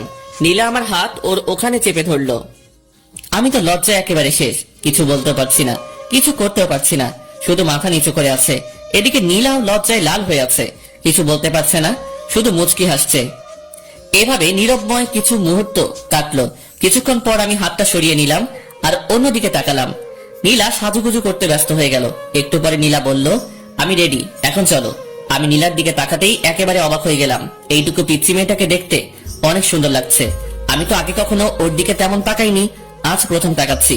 নীলা দেখতে যে এত সুন্দর আমি আগে জানতাম না। এই কি দেখছো? আমার লজ্জা করে না বুঝি? কোথায় কি দেখছি? চলো তাড়াতাড়ি। হয়েছে, আর মিথ্যে বলতে হবে না। আমি খুব ভালোভাবে লক্ষ্য করেছি, তুমি বড় বড় চোখ করে আমার দিকে তাকিয়েছিলে। আমি কোনো কথা না বলে নিচে নামতে শুরু করলাম। আম্মু আমাদের দুজনকে দেখে একেবারে অবাক হয়ে গেল। অবাক হবে না কেন? এভাবে কাছাকাছি ম্যাচিং কালারের ড্রেস পরা দেখলে যে কেউই তাকিয়ে থাকবে। মাশাআল্লাহ, তোদের দুজনকে দেখতে কিন্তু খুব ভালো লাগছে, খুব মানিয়েছে দুজনকে। হয়েছে, এবার টাকা দাও তাড়াতাড়ি। আমি আম্মুর কাছ থেকে টাকা নিয়ে বাইক বের করছি। এমন সময় নীলা বলল, আজ আমরা বাইকে যাব না, রিকশায় যাব। তোমার ইচ্ছে হলে তুমি আমার পিছু পিছু রিক্সা নিয়ে আসতে পারো। এগুলো কেমন কথা? হ্যাঁ, নীলা যখন বলছে রিকশা যাবে, তোকে রিকশা যেতে হবে, যা রিকশায় করে যা। আম্মু, আমার রিক্সা যেতে একদম ভালো লাগে না, অত আস্তে আস্তে কেউ যায়। এত কিছু বুঝি না, নীলামায়ের সাথে রিকশা করে যা। আচ্ছা ঠিক আছে আম্মু। তারপরে আমি আর নীলা বেরিয়ে পড়লাম। বাড়ির সামনে কিছুক্ষণ দাঁড়াতে একটা রিক্সা আসলো। আমরা রিক্সায় উঠলাম। নীলা আমার কাঁধে মাথা রেখে বক বক করে যাচ্ছে। আমি কোনো কথা বলছি না, চুপচাপ বসে আছি। কিছু বলো, চুপ করে আছো কেন? তোর সাথে কথা বলতে ইচ্ছে করে না? তো কার সাথে কথা বলতে ইচ্ছে করে? তুই চুপ করে থাকতো। আমার চুপ থাকতে ভালো লাগে না, সবসময় তোমার সাথে কথা বলতে ইচ্ছে করে। আচ্ছা তুই বলতে থাক, আমি চুপ করে থাকলাম। আর একটা কথা বলবো না। তারপরে নীলার বক বক শুনতে শুনতে পৌঁছে গেলাম মার্কেটে। কয়েকটা ফোন দেখলাম আর নীলার পছন্দ মতো একটা ফোন কিনে দিলাম। নীলা আমার সাথে সেলফি তুলতে চাইলো, কিন্তু আমি তুললাম না। নীলার জোড়াজোড়িতে ওর সাথে কিছুক্ষণ ঘুরতে হলো। ও জোর করেই কয়েকটা সেলফি তুললো। সন্ধ্যার পর আমরা বাড়ির দিকে রওনা দিলাম। বাড়িতে এসেই ড্রেসটা চেঞ্জ করে ফ্রেশ হয়ে নিলাম। জান্নাত আসলো রুমে। নীলা আর জান্নাত বসে বসে গল্প করছে, আমি ফেসবুকিং করছি। আজ সময় কাটছে না, আজ বন্ধুদের সাথে আড্ডা দিতে যাইনি, তাই একদম ভালো লাগছে না। সিগারেট না খেলে মাথায় কেমন চক্কর মারে। রাতে ডিনার করে এসে শুয়ে পড়েছি। নীলা এসে পাগলামি শুরু করেছে। আমি নীলাকে ছাড়তে বলছি, কিন্তু নীলা আমাকে ছাড়ছে না। দেখো, তুমি আমার স্বামী, আর আমি আমার স্বামীকে একটু আদর করব। মানে কি বলছিস তুই? মানে আজকে আমাদের স্বামী স্ত্রীর সম্পর্ক গড়ে উঠবে, কখনোই না। তুমি আর কতদিন আমাকে কষ্ট দেবে? আমি কাউকে কষ্ট দিই না। কেন তুমি আমাকে কষ্ট দিচ্ছ না? জানি না, আমার একদম ভালো লাগছে না। আমি ঘুমাবো, বিরক্ত করিস না প্লিজ। কিছুক্ষণ পর আমি ঘুমিয়ে পড়লাম। সকালে ঘুম থেকে উঠে একটু অসুস্থ লাগছে, কেমন জ্বর জ্বর লাগছে। নীলা আজকে আগে উঠে গেছে ঘুম থেকে। উঠে তো নীলাকে দেখতে পেলাম না। কিছুক্ষণ পর নীলা রুমে আসলো, এসে বলল, কখন ঘুম থেকে উঠবে? ভার্সিটিতে যাওয়ার সময় হয়ে গেছে, ওঠো তাড়াতাড়ি। তুই আর জান্নাত যা, আজকে আমি যাব না, একটু অসুস্থ লাগছে। কি হয়েছে তোমার? একটু জ্বর জ্বর লাগছে। কই দেখি। এ কি, তোমার তো ভীষণ জ্বর। তারপরে নীলা আমাকে ধরে ওয়াশরুমে নিয়ে গেল। আমি ফ্রেশ হয়ে আসলাম। নীলা আমার জন্য খাবার নিয়ে আসলো, আমাকে জোর করে ও নিজের হাতে খাইয়ে দিল। তারপরে ওষুধ খাইয়ে দিল। নীলার সেবা যত্নে আমি খুব তাড়াতাড়ি সুস্থ হয়ে গেলাম। এই কয়দিন আমি বুঝলাম নীলা সত্যি আমাকে খুব ভালোবাসে। নীলাকেও আমার ভালো লাগতে শুরু করে। আমি ভাবছি নীলাকে আমি আপন করে নেব, আস্তে আস্তে ওকে আপন করে নেব। হুট করে যদি একবার চেঞ্জ হয়ে যায় তাহলে কেমন লাগবে? তার চেয়ে বরং আস্তে আস্তে নীলার কাছে যাই। অসুস্থ থাকায় 2 দিন থেকে ভার্সিটিতে যাওয়া হয়নি, বন্ধু বান্ধবের সাথে আড্ডা দেওয়া হয়নি। আজ বিকেলে বাজারে গেলাম আড্ডা দিতে। সন্ধ্যা হয়ে এসেছে, এমন সময় নীলা আমাকে ফোন করলো। হ্যালো, কোথায় আছো তুমি? এই তো বাজারে আছি। তাড়াতাড়ি বাড়িতে চলে এসো। আচ্ছা, আসছি একটু পর। তুমি এখনো পুরোপুরি সুস্থ হওনি, তাড়াতাড়ি আসো প্লিজ। আচ্ছা ঠিক আছে। বন্ধুদের সাথে আড্ডা দিয়ে 8টার দিকে বাড়িতে গেলাম। কলিং বেল দিলাম, নীলা এসে দরজা খুললো। এই তোমাকে না তাড়াতাড়ি আসতে বললাম? তাড়াতাড়িতে চলে আসলাম। এটা তাড়াতাড়ি আসা হলো? রাত 8টা পেরিয়ে গেছে। রাত 8টা আবার দেরি হলো নাকি? আচ্ছা ঠিক আছে, তাড়াতাড়ি ফ্রেশ হয়ে আসো। আচ্ছা ঠিক আছে। পরে আমি ফ্রেশ হয়ে রুমে আসলাম। কি হয়েছে, এত তাড়াতাড়ি বাড়িতে ডাকলি কেন? কিছু হয়নি, তোমাকে একটু আদর করব তাই বাড়িতে আসতে বললাম। আদর মানে? আদর বোঝো না? আচ্ছা দেখাচ্ছি। আজ নীলাকে দেখতে একদম অন্যরকম লাগছে, কেমন ছটফট করছে আমার ভালোবাসা পাওয়ার জন্য। নীলা আমাকে জড়িয়ে ধরে বিছানায় শুইয়ে দিল। আমি তেমন রিয়েক্ট করলাম না। নীলা আস্তে আস্তে আমার খুব কাছে চলে আসলো। দুজনের নিঃশ্বাস দুজনের মুখের উপরে পড়ছে। আমি নীলার চোখের ভাষা বুঝতে পারলাম, কিন্তু ওর কাছে এগিয়ে গেলাম না। নীলা শুধু ছটফট করছে। আমি সবকিছু বুঝেও নীলার কাছ থেকে সরে গেলাম। আর কত কষ্ট দেবে আমাকে? একবার আসো আমার কাছে। আমি মনে মনে বলছি, হারে পিচ্ছি, আস্তে আস্তেই তোর খুব কাছে চলে যাব, আপন করে নেব তোকে। তুই শুধু একটু ধৈর্য ধর। কিছু বলছো না কেন? আমার কষ্টটা একবার বোঝার চেষ্টা করো। আমি কোনো কথা বললাম না। কি বলবো? আমি যে হঠাৎ করে নীলার কাছে যেতে পারছি না। নীলাকে খুব শক্ত করে জড়িয়ে ধরতে ইচ্ছে করলো, আলতো করে ওর কানের কাছে মুখ নিয়ে বলতে ইচ্ছে করলো, আমিও যে তোকে ভালোবাসি ফেলেছি পিচ্ছি। কিন্তু অজানা এক বাধায় সবকিছু আটকে গেল, কিছুই করতে পারলাম না। আম্মু এসে আমাদের ডিনার করার জন্য ডাকলো। আমি আর নীলা নিচে গেলাম ডিনার করতে। আব্বু চলে এসেছে। আমরা সবাই একসাথে ডিনার শেষ করলাম। রুমে এসে বসে আছি, মানে নীলার জন্য অপেক্ষা করছি। নীলা একটু পরে আসে। আম্মুকে মনে হয় একটু একটু হেল্প করে, তাই আসতে একটু দেরি হয়। কিছুক্ষণ পর নীলা আসলো, হাতে 1 গ্লাস পানি আর ওষুধ নিয়ে। এখন আবার ওষুধ কেন? সুস্থ হলেও ওষুধ খেতে হয়। ওষুধ খেলে আর অসুস্থ হবে না, না হলে অসুস্থ হওয়ার সম্ভাবনা থাকে। আমি তো সুস্থ হয়ে গেছি, আমি একদম সুস্থ, এখন ওষুধ খাওয়া লাগবে না। বেশি কথা বলো না তো, দেখি আমি খাইয়ে দেই। তারপরে নীলা আমাকে ওষুধ খাইয়ে দিল।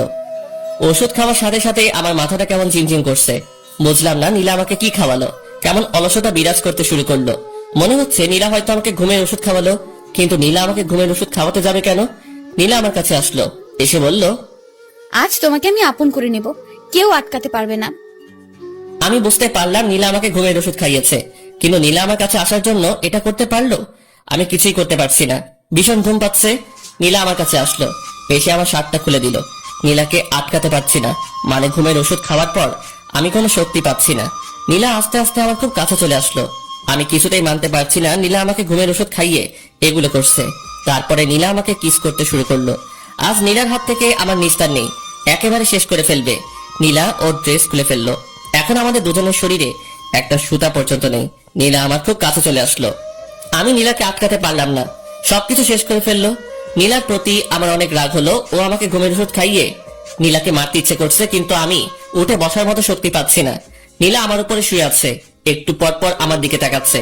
কিছুক্ষণ পর নীলা আমাকে বিছানা থেকে তুলে ওয়াশরুমে নিয়ে গেল। দুজনে একসাথে শাওয়ার নিলাম। শাওয়ার নেওয়ায় আমার ঘুম একেবারে ভেঙে গেল। আমার নিজের প্রতি অনেক রাগ হতে শুরু করলো। নীলা আমার সাথে এগুলো করলো, অথচ আমি ওকে আটকাতে পারলাম না। আমি ড্রেস চেঞ্জ করে রুমে চলে আসলাম। আজ নীলার খবর আছে, ও কি করলো আমার সাথে। নীলা ওয়াশরুম থেকে বেরিয়ে আসতে আমি ওকে একটা চর বসিয়ে দিলাম। তুই এটা কি করলি আমার সাথে? যা করেছি একদম ঠিক করেছি, এটা ছাড়া আমার কোনো উপায় ছিল না। নীলার কথা শুনে আমার রাগ আরো বেড়ে গেল। আমি খাটের রেলিং খুলে নীলাকে মারতে শুরু করলাম। অনেক মারলাম নীলাকে। মারতে মারতে লোহার রেলিংটা ভেঙে ফেললাম। নীলা কাঁদতে কাঁদতে বলল, তোমাকে আপন করে নেওয়া কি আমার অপরাধ? আমি কি আমার স্বামীর ভালোবাসা কোনোদিনও পাবো না? কেন বিয়ে করেছো আমাকে? আমার কি একটা স্বপ্ন থাকতে পারে না? তুই আমার চোখের সামনে দেখে সর। তোর মতো পিচ্ছি মেয়েকে আমার সহ্য হয় না। আমি কখনো তোকে বিয়ে করতে চাইনি। আম্মু আব্বু আমাকে জোর করে তোর সাথে বিয়ে দিয়েছে। আসলেও তো তোমাকে তো জোর করে বিয়ে দিয়েছে। জোর করে তো আর ভালোবাসা পাওয়া যায় না। আমি এটা ভুলেই গিয়েছিলাম। মুক্ত করে দিচ্ছি আমি তোমাকে। আর কখনো বিরক্ত করব না। চলে যাব আমি তোমার কাছ থেকে অনেক দূরে। আমাকে প্লিজ ক্ষমা করে দিও। আর কখনো তোমাকে এই পিচ্চির জ্বালা সহ্য করতে হবে না। মুক্ত করে দিলাম। খুব ভালোবাসি তোমায়। আমি কোনো কথা বললাম না। নিজের প্রতি নিজেরই ঘৃণা জন্মালো। আমি নীলা কি মারলাম? কি করে ওর মতো একটা পিচ্চি মেয়েকে মারতে পারলাম? খুব ভুল করে ফেললাম আমি। এক্ষুনি ওর কাছ থেকে ক্ষমা চেয়ে নেব আর ওকে আমার বইয়ের মর্যাদা দেব। আমি পিছনে তাকাতেই নীলাকে দেখতে পেলাম না। বুকের মধ্যে কেমন ধুপ করে উঠল। রুমের মধ্যে নীলাকে খুঁজলাম কিন্তু পেলাম না। ওয়াশরুমে গেছে হয়তো। ওয়াশরুমে গেলাম কিন্তু নীলাকে পেলাম না। কোথায় গেল নীলা? আমি বেলকনিতে গেলাম কিন্তু নীলাকে পেলাম না। আমি নিচে গিয়ে নীলাকে ডাকতে লাগলাম। আমি সারা বাড়িতে খুঁজে নীলাকে পাচ্ছি না। আমার চিৎকার করে ডাকায় আম্মু আব্বু জান্নাত এরা সবাই বেরিয়ে আসলো। কি হয়েছে? এত জোরে জোরে নীলাকে ডাকছিস কেন? কোথায় গিয়েছো? আম্মু, আমি নীলাকে খুঁজে কোথাও পাচ্ছি না। পাচ্ছি না মানে? কোথায় যাবে এত রাতে? বাড়িতে আছে, দেখ ওয়াশরুমে গেছে হয়তো। না আম্মু, ওয়াশরুমে আমি খুঁজেছি। সারা বাড়িতে নীলাকে খুঁজতেছি কিন্তু কোথাও পাচ্ছি না। কি বলছিস কি? কিছু হয়েছে তোদের মধ্যে? তারপর আমি সব ঘটনা খুলে বললাম। মানে নীলাকে বউয়ের অধিকার দেইনি এসব কথা বললাম। তুই এটা কিভাবে করতে পারলি? যেখান থেকে পারিস তাড়াতাড়ি নীলাকে নিয়ে আয়। আনবো আম্মু, আমি নীলাকে খুঁজে আনবো। আমি নীলাকে কোথাও যেতে দেব না। তারপর আমি বাড়ি থেকে বেরিয়ে পড়লাম নীলাকে খুঁজতে। কোথায় খুঁজবো আমি নীলাকে? কোথায় গেল মেয়েটা? আশেপাশে অনেক খোঁজাখুঁজি করলাম কিন্তু নীলাকে কোথাও পেলাম না। চোখ দিয়ে জল গড়িয়ে গড়িয়ে পড়ছে। নিজেকে ভীষণ অপরাধী মনে হচ্ছে। আমার কান্না কোনোভাবে থামছে না। আমি নীলাকে খুঁজতে খুঁজতে রাস্তার মাঝখানে চলে আসি। এমন সময় একটা মিনি ট্রাক এসে আমাকে ধাক্কা দেয়। 3 দিন পর আমার জ্ঞান ফেরায়। আমি নিজেকে হাসপাতালে আবিষ্কার করলাম। আশেপাশে লক্ষ্য করলাম, দেখলাম আম্মু চেয়ারে বসে আছে। আম্মু, আমি এখানে কেন? 3 দিন আগে একটা ট্রাকের সঙ্গে তুই অ্যাক্সিডেন্ট করেছিলি। আমার সবকিছু মনে পড়ে গেল। আমি উঠে বেরিয়ে যেতে লাগলাম। আম্মু আমাকে আটকালো। কোথায় যাচ্ছিস তুই? আম্মু, নীলাকে খুঁজে বের করতে হবে। নীলাকে সবাই খুঁজছে, তুই এখন অনেক অসুস্থ, তোকে এখন যাওয়া লাগবে না। না আম্মু, নীলাকে আমি খুঁজতে যাব। নীলার সাথে আমি খুব অন্যায় করেছি। ওকে যেখান থেকে হোক আমাকে খুঁজে বের করতেই হবে। আচ্ছা ঠিক আছে, আগে সুস্থ হয়ে নে তারপর খুঁজিস। আর শোন, নীলা হয়তো বা অ্যাক্সিডেন্ট করেছে। অ্যাক্সিডেন্ট করেছে মানে? কোথায় নীলা? তোমরা কিভাবে জানলে? আমাদের বাসা থেকে একটু সামনেই সেদিন রাতে আরও একটা অ্যাক্সিডেন্ট হয়েছিল, আর ওটা নীলাই ছিল, কারণ ওখানে নীলার রক্তাক্ত ওড়না পাওয়া গেছে। নীলার অ্যাক্সিডেন্টের কথা শুনে আমার বুকের ভিতর কেমন যেন করছে। নীলার কিছু হয়নি তো? কেমন আছে? কোথায় আছে? তুই কোনো চিন্তা করিস না, আশেপাশে সব হাসপাতালে খবর নেওয়া হচ্ছে, নীলাকে খুব তাড়াতাড়ি পাওয়া যাবে। আম্মুর কথায় একটু স্বস্তি পেলাম কিন্তু থাকতে পারছি না। না, আমাকে এখন নীলাকে খুঁজতে যেতে হবে। আমি কারো উপরে ভরসা পাচ্ছি না। আমি নিজে নীলাকে খুঁজে বের করব। আমি কারো কথা না শুনে হাসপাতাল থেকে বেরিয়ে পড়লাম। আশেপাশে আমি নীলাকে খুঁজতে শুরু করলাম। আমি কয়েকটা হাসপাতালে খোঁজ নিলাম কিন্তু ওরা কেউ নীলার ব্যাপারে কিছু বলতে পারলো না। আমার মাথায় হাতে পায়ে সব জায়গায় ব্যান্ডেজ। নাড়াচাড়া করায় আমার মাথার ব্যান্ডেজ দিয়ে রক্ত বেরিয়ে পড়ছে। আমি নিরুপায় হয়ে রাস্তা দিয়ে হাঁটছি আর আমার মাথা দিয়ে টপে টপে রক্ত ধরছে। কিছু দূর এগুতে আশিক, সামি ওরা আমাকে দেখতে পেল। আমার মাথা দিয়ে রক্ত পড়ায় ওরা আবার আমাকে হাসপাতালে নিয়ে গেল। ডাক্তার আমার মাথায় আবার ওষুধ লাগিয়ে ব্যান্ডেজ করে দিল। নীলার জন্য আমার ভীষণ কষ্ট হচ্ছে। কোথায় পাবো আমি নীলাকে? নীলাকে ছাড়া আমি আর এক মুহূর্ত থাকতে পারছি না। ডাক্তার আমাকে ঘুমের ইঞ্জেকশন দিয়ে ঘুমিয়ে রাখে। এভাবে 7টা দিন পেরিয়ে গেল। আমি এখন মোটামুটি সুস্থ। আজকে আমাকে হাসপাতাল থেকে বাড়িতে নিয়ে গেল। এই 7টা দিন আমার কিভাবে কেটেছে আমি বুঝতেই পারিনি। এখন আমি থাকতে পারছি না নীলাকে ছাড়া। আমার ভীষণ কষ্ট হচ্ছে। নীলাকে একটু দেখার আশায় আমি ছটফট করে বেড়াচ্ছি। এখন আমি নীলাকে খুঁজে বেড়াই। সকাল থেকে শুরু করে রাত পেরিয়ে যায়। আমি নীলাকে খুঁজি কিন্তু কোথাও পাই না। শহরের আনাচে কানাচে প্রত্যেকটা কোনায় আমি নীলাকে খুঁজেছি, কিন্তু কোথাও পাইনি। ভাবছি ঢাকায় যাব, ওখানে গিয়ে নীলাকে খুঁজবো। আমি বাড়িতে জানিয়ে ঢাকা যাওয়ার উদ্দেশ্যে বের হলাম। রাজশাহী থেকে ঢাকাতে যেতে 6 ঘন্টার মতো সময় লাগে। নীলার কথা ভাবতে ভাবতে আর নীলাকে খোঁজার আশায় আমি ঢাকায় পৌঁছে গেলাম। ঢাকায় গিয়ে একটা হোটেলে রুম নিলাম। তারপর নীলাকে খুঁজতে শুরু করলাম। প্রথমে শহরের হাসপাতালগুলোতে নীলার খোঁজ করতে শুরু করলাম। সারাদিন নীলাকে খুঁজি, মাঝরাত পর্যন্ত খুঁজে বেড়াই। আবার হোটেলে ফিরে আসি গভীর রাতে। নীলাকে কোথাও খুঁজে পাই না। রাতে বাসায় ফিরে ঘুম আসে না। নীলার কথা ভাবতে ভাবতে সকাল হয়ে যায়। এভাবে 1 মাসের মতো আমি নীলাকে খুঁজি, কিন্তু পাই না। 1 মাস নিয়মিত ঘুম না পারায় আমি একটু অসুস্থ হয়ে পড়লাম। আমি বাড়িতে ফিরে আসলাম। সবার কাছে নিজেকে অপরাধী মনে হয়। আমি সত্যি বড় অপরাধী। আমি নীলার সাথে অনেক অপরাধ করেছি। চাচা চাচির সামনে নিজের মুখ দেখাবো কিভাবে? ওদের একমাত্র মেয়ে, ওরা কত কষ্ট আছে। আমার ভীষণ কষ্ট হয়। যদি কাউকে দেখাতে পারতাম তাহলে সেই বুঝতো আমার ভেতরটা। রুমে শুয়ে আছি, এমন সময় আম্মু আসলো খাবার নিয়ে। ঢাকায় গিয়ে তো নিজের শরীরের অবস্থা একেবারে শেষ করে ফেলেছিস। শোন, যা হয়েছে সেটা তোর ভাগ্য ছিল। তুই দেখিস নীলা একদিন ঠিক ফিরে আসবে। আমি আম্মুকে জড়িয়ে ধরে কান্না করতে শুরু করলাম। আমার ভীষণ কষ্ট হয়, ভীষণ। আমি বুঝতে পারি, তোর দিকে তাকালেই আমি সবকিছু বুঝতে পারি। আম্মু, এখন কি করব আমি? সবকিছু ঠিক হয়ে যাবে, তুই একটু ধৈর্য ধর। তারপরে আম্মু আমাকে খাইয়ে দিল। আমি বসে বসে নীলার সেই দুষ্টুমিগুলো ভাবছি। কত কিছুই না করতো একটু ভালোবাসা পাওয়ার জন্য। আজ আমি ওকে আমার সব ভালোবাসা দিতে চাই, কিন্তু আজ ও নেই। ওদিকে নীলা এখন দুবাইয়ে। নীলা সেদিন রাতে বাড়ি থেকে বের হওয়ার পর কোথায় যাবে, কি করবে, এসব ভাবতে ভাবতে রাস্তা দিয়ে হাঁটছিল। নীলা তো এই মুখ নিয়ে বাসায় ফিরে যেতে পারবে না। নীলা রাস্তা দিয়ে যাওয়ার সময় একটা কারের সাথে ধাক্কা খায়। নীলার মাথায় ভীষণ আঘাত পায়। গভীর রাত্রে রাস্তায় কেউ ছিল না। কারের ড্রাইভারটি নীলাকে তুলে হসপিটালে নিয়ে যায়। কারের ড্রাইভারটির নাম সাইদ। সাইদ নীলাকে হসপিটালে নিয়ে যাওয়ায় নীলাকে হালকা চিকিৎসা দেয়। ডাক্তার বলেন রোগীর মাথায় ভীষণ আঘাত লেগেছে, একটা অপারেশন করাতে হবে।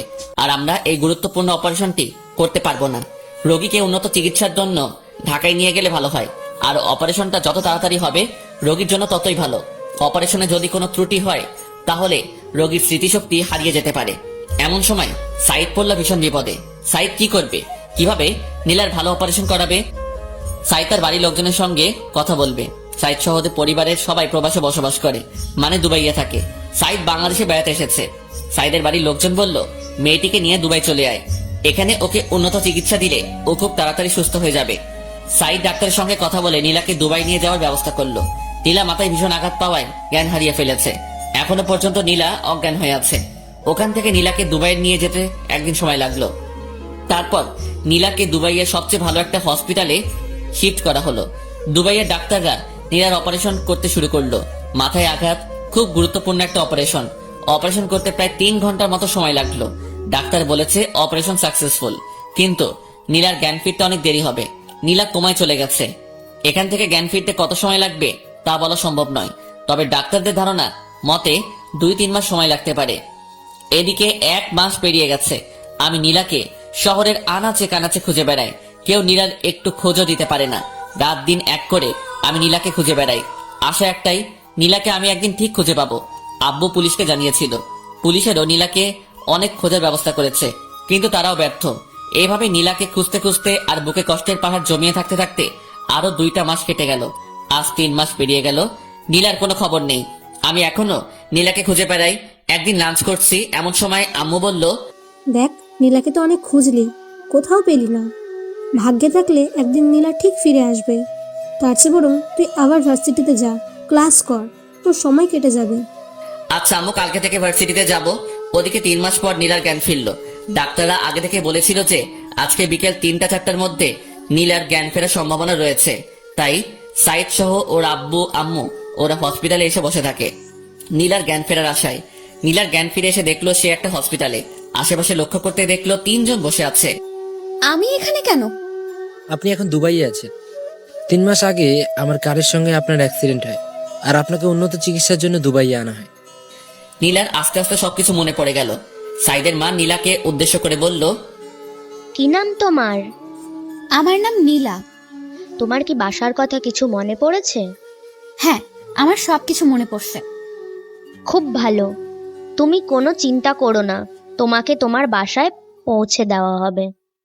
নীলা মুখ গোমরা করলো। কি তোমার বাসার কথা বলায় তুমি মন খারাপ করলে কেন? কি হয়েছে? তোমার সব কিছু আমাকে খুলে বলো। তারপরে নীলা সবকিছু খুলে বলল।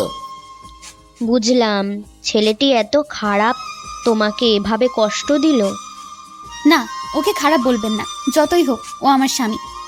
এত কিছুর পরও তুমি ওকে স্বামী বলছো? হাজার অপরাধ করলেও আমার স্বামী, আমি ওকে ভীষণ ভালোবাসি। তাহলে তুমি এখন তোমার স্বামীর কাছে ফিরে যাও, এটাই তোমার জন্য ভালো হবে। না, ও আমাকে মেনে নেবে না, কারণ আমি অনেক পিচ্ছি। ও পিচ্ছি মেয়েদের পছন্দ করে না। তাহলে তুমি এখন কি করবে? যেদিকে দু চোখ যায় চলে যাব, কিন্তু আমি ওর কাছে কখনোই ফিরে যাব না। আচ্ছা, আজ থেকে তুমি আমার বাসায় থাকবে। আমার কোনো মেয়ে নেই, তুমি আজ থেকে আমার বাড়ির মেয়ে। নীলা কাঁদতে কাঁদতে আন্টিকে জড়িয়ে ধরলো। আন্টি, তোমরা খুব ভালো, খুব ভালো।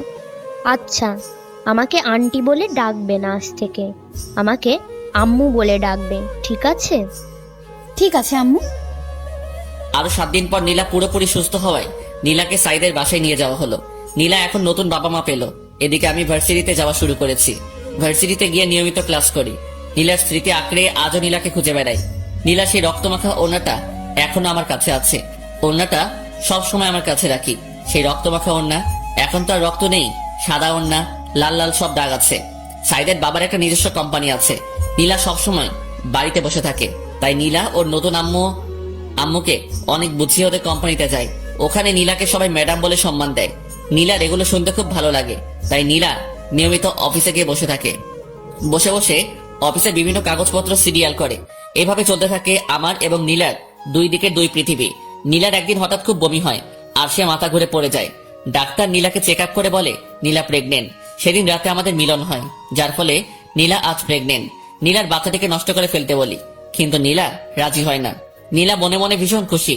নীলা প্রেগনেন্ট এটা শুনে নীলা খুশি। মেয়েরা প্রেগনেন্টের কথা শুনলে এমনিতে অনেক খুশি হয়। নীলার আম্মু নীলাকে অনেক সেবা যত্ন করে। এদিকে আমার অনার্স 2য় বর্ষের পরীক্ষা শুরু হয়ে যায়। আমি ঠিক মতো পরীক্ষা দেই। পরীক্ষা শেষ হতে 2 মাসের মতো সময় লাগলো।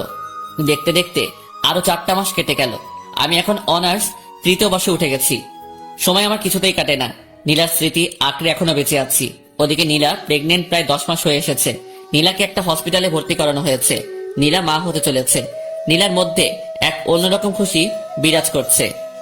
ডাক্তারের পরামর্শ অনুযায়ী দুপুরের দিকে নীলা সার্জারি করা হয়। আলহামদুলিল্লাহ, পুত্র সন্তান, মা ছেলে দুজনেই সুস্থ আছে।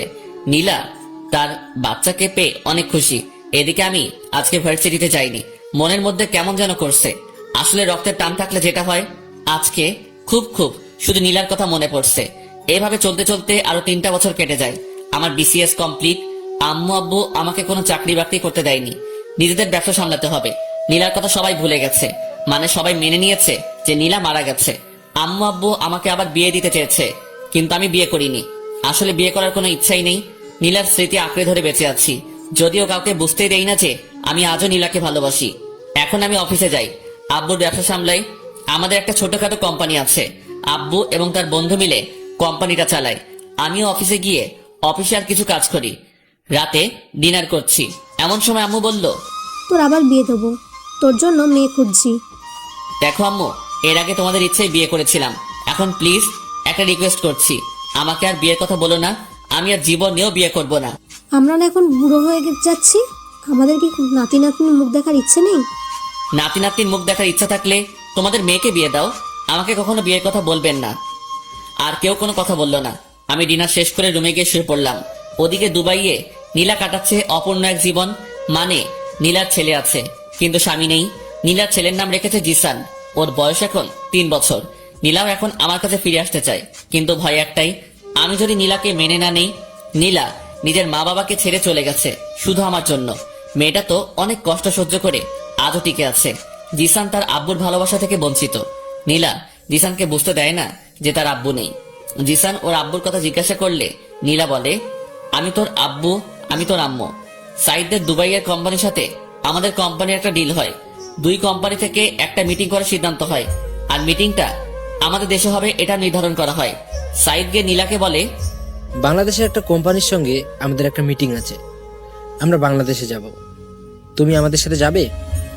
না, আমি বাংলাদেশে যাব না। বাংলাদেশেই তো যাচ্ছি, তোমাদের বাড়িতে তো না। আমরা গিয়ে ওখানে একটা মিটিং করব আর ওখানে 1 মাস থাকবো। ভাবছি আব্বু আম্মু ওদেরকে নিয়ে যাব, তাই বলছি তুমিও আমাদের সাথে চলো। হ্যাঁ নীলা, তুমিও আমাদের সাথে যাবে। আমরা বাংলাদেশ থেকে ঘুরে আসি। আচ্ছা, তোমরা যখন বলছো তাহলে যাব। আচ্ছা ঠিক আছে, সামনের ফ্রাইডেতে আমাদের ফ্লাইট। তারপর শুক্রবারের ফ্লাইটে নীলা, জিসান, সাইদের আম্মু আব্বু সহ অফিসের কিছু লোকজন ওরা সবাই বাংলাদেশে চলে আসে। ওরা এসে একটা হোটেলে বুকিং হয় আর মিটিংটা হবে আমাদের কোম্পানিতে। 2 দিন রেস্ট নেওয়ার পর আমাদের কোম্পানিতে সাইদের আব্বু, নীলা আর কোম্পানির লোকজন ওরা মিটিং করতে আসে। আমরা একটা প্রজেক্টের ডিল নিয়ে মিটিং করব। আমি আব্বু খুব তাড়াতাড়ি অফিসে চলে আসি। অফিসের আরো লোকজন নিয়ে আমরা মিটিং করার জন্য প্রস্তুতি নেই। মিটিং 10টায় শুরু হয়। 2 কোম্পানির প্রায় 20 জন নিয়ে মিটিং করা হয়। আমরা মিটিং শুরু করার আগেই সবার সাথে হ্যান্ডশেক করতে গেলাম। সবার সাথে হ্যান্ডশেক করছি আর নিজেদের নাম বলছি। সাইদের সঙ্গে হ্যান্ডশেক করতে গেলাম। ইমন ইসলাম। সাইদ হাত বাড়িয়ে বলল, সাইদ চৌধুরী। তারপরে পাশে হ্যান্ডশেক করতে গেলাম। একটা মেয়ে হাত বাড়িয়ে বলল, নীলা চৌধুরী। আমি নীলার মুখের দিকে তাকিয়ে থাকলাম। নিজের চোখ দিয়ে কি দেখছি বিশ্বাস করতে পারছি না। আমার চোখের সামনে নীলা দাঁড়িয়ে আছে। মুখ দিয়ে কোনো কথা বের হচ্ছে না, গলা শুকিয়ে আসছে। আমি কোনো রকম হ্যান্ডশেক করে আমার নাম বলে বসে পড়লাম। কিছুই বুঝতে পারছি না। আজ প্রায় 4 বছর পর নীলা আমার চোখের সামনে। আমি নীলার দিকে তাকাচ্ছি, কিন্তু নীলা আমার দিকে একবারও তাকাচ্ছে না। নীলার আগে যার সাথে হ্যান্ডশেক করলাম উনি বলল ওনার নাম সাইদ চৌধুরী, আর নীলা বলল ওর নাম নীলা চৌধুরী। কি আজব, নীলার মনে হয় ওনার সাথে বিয়ে হয়েছে। যাক, তাও খুশি হলাম। নীলা তো বিয়ে করে সুখে আছে। আজ আমি অনেক খুশি। তারপরে মিটিং এর দিকে মনোযোগ দিলাম। মন কিছুতেই বসছে না। আজকের মতো মিটিং শেষ হলো, কিন্তু সম্পূর্ণ ডিল নিয়ে আলোচনা করা হলো না। তাই কালকে আবার মিটিং করা হবে। আমি বাড়িতে গিয়ে সরাসরি রুমে চলে গেলাম। চোখ দিয়ে খুব জল ঝরছে। আজ আমি অনেক খুশি। আজ নীলাকে দেখলাম, তাও তো নীলা সুখে আছে। এটা দেখেই অনেক ভালো লাগছে। পরের দিন আমি খুব তাড়াতাড়ি অফিসে চলে গেলাম। এমন সময় সাইদের একটা ফোন আসলো। সাইদ একটু সাইডে গিয়ে ফোনটা রিসিভ করলো। নীলা আমাকে উদ্দেশ্য করে বলল, কেমন আছেন মিস্টার রিমন? হ্যাঁ ভালো আছি, আপনি? আমিও খুব ভালো আছি। তা আপনার বড় ওয়াইফ কেমন আছে? মানে? না, আপনার তো পিচ্চি পছন্দ হয় না, তাই বলছি আপনার বড় ওয়াইফ কেমন আছে? আমার কোনো বড় ওয়াইফ নেই। কেন, এখনো বিয়ে করেন নাই? না, কারো অপেক্ষায় ছিলাম। সত্যি বলছেন? হ্যাঁ, কিন্তু এখন আর নেই। এখন সে তার স্বামী সন্তান নিয়ে খুব সুখে আছে, তাই। একদম তাই। তারপর আমি জিসানের সঙ্গে কিছুক্ষণ কথা বললাম। মিটিং এর সময় হয়ে গেছে, তাই জিসানকে নামিয়ে দিয়ে আমরা মিটিং করতে গেলাম। জিসানকে নীলা ওর ফোন দিয়ে পাশের একটা রুমে বসিয়ে দিল। জিসান সম্ভবত ফোনে গেম খেলছে। আমরা সবাই মিটিং করতে বসলাম। প্রজেক্ট নিয়ে বিভিন্ন আলাপ আলোচনা করলাম। মিটিং করা শেষে সাইদের কোম্পানির সঙ্গে আমাদের কোম্পানির খুব ভালো একটা বন্ধুত্ব হয়ে গেল। আমরা মিটিং শেষ করে সবাই একসাথে লাঞ্চ করলাম। শেষবারের মতো নীলার দিকে একবার তাকালাম। নীলা হয়তো আবার চলে যাবে দুবাইয়ে, তাই শেষবারের মতো আমি নীলার মুখের দিকে তাকিয়ে আছি। হঠাৎ নীলাও আমার দিকে তাকালো। আমি নীলার দিক থেকে চোখ সরিয়ে নিলাম। লাঞ্চ শেষে একটু রেস্ট নিয়ে ওরা সবাই চলে যেতে লাগলো। আমরা ওদেরকে একটু এগিয়ে দিতে গেলাম। হঠাৎ জিসান এসে আমার পা জড়িয়ে ধরলো। আমি জিসানকে কোলে তুলে নিলাম। একটু আদর করে জিসানকে নামিয়ে দিলাম। ওরা গিয়ে গাড়িতে উঠলো। নীলা গাড়ির গ্লাস খুলে আমার দিকে তাকালো। দেখলাম নীলার চোখ দিয়ে জল পড়ছে। আমার সাথে অনেকদিন পর দেখা হলো, তাই হয়তোবা কাঁদছে। এটা খানিকের কষ্ট, একটু পরে আবার ঠিক হয়ে যাবে। আমিও গাড়ি ড্রাইভ করে বাড়িতে চলে আসলাম। বাড়িতে এসে শাওয়ার নিলাম। রুমে বসে শুধু অফিসের কথাই ভাবছি। জিসানের মায়ায় পড়ে গেছি। জিসানকে আমার খুব আপন আপন লাগছে। ওদিকে নীলা হোটেলে গিয়ে ভীষণ কান্না শুরু করেছে। নীলার আম্মু নীলার সাথে কথা বলে কিছু জানার চেষ্টা করছে, কিন্তু নীলা কিছু বলছে না, শুধু কেঁদে চলেছে। অনেক চেষ্টা করে নীলার আম্মু জানতে পারলো যে আজকে আমার সাথে নীলার দেখা হয়েছিল। কাঁদছো কেন তুমি? আম্মু, ইমন ভালো নেই। তুমি কিভাবে জানলে ও ভালো নেই? ওর সাথে কথা বলেছি, ও এখনো বিয়ে করে নাই, এখনো আমার অপেক্ষায় আছে। কি বলছো কি? তুমি তো বলেছিলে ও তোমাকে সহ্য করতে পারতো না, তাহলে এখনো তোমার জন্য অপেক্ষা কেন করছে? আমি কিছু জানি না আম্মু, আমার এখন ভীষণ কষ্ট হচ্ছে। তুমি একদম কষ্ট পেও না।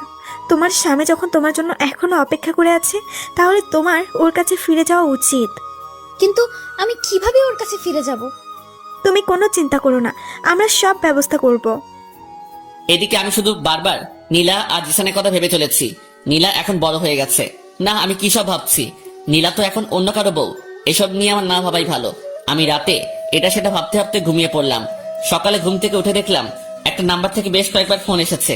আমি ফোনটা ব্যাক করলাম। ফোনটা রিসিভ করতে ওপাশ থেকে বলল, হ্যালো মিস্টার ইমন, আমি সাইদ চৌধুরী। ও আচ্ছা, কি খবর?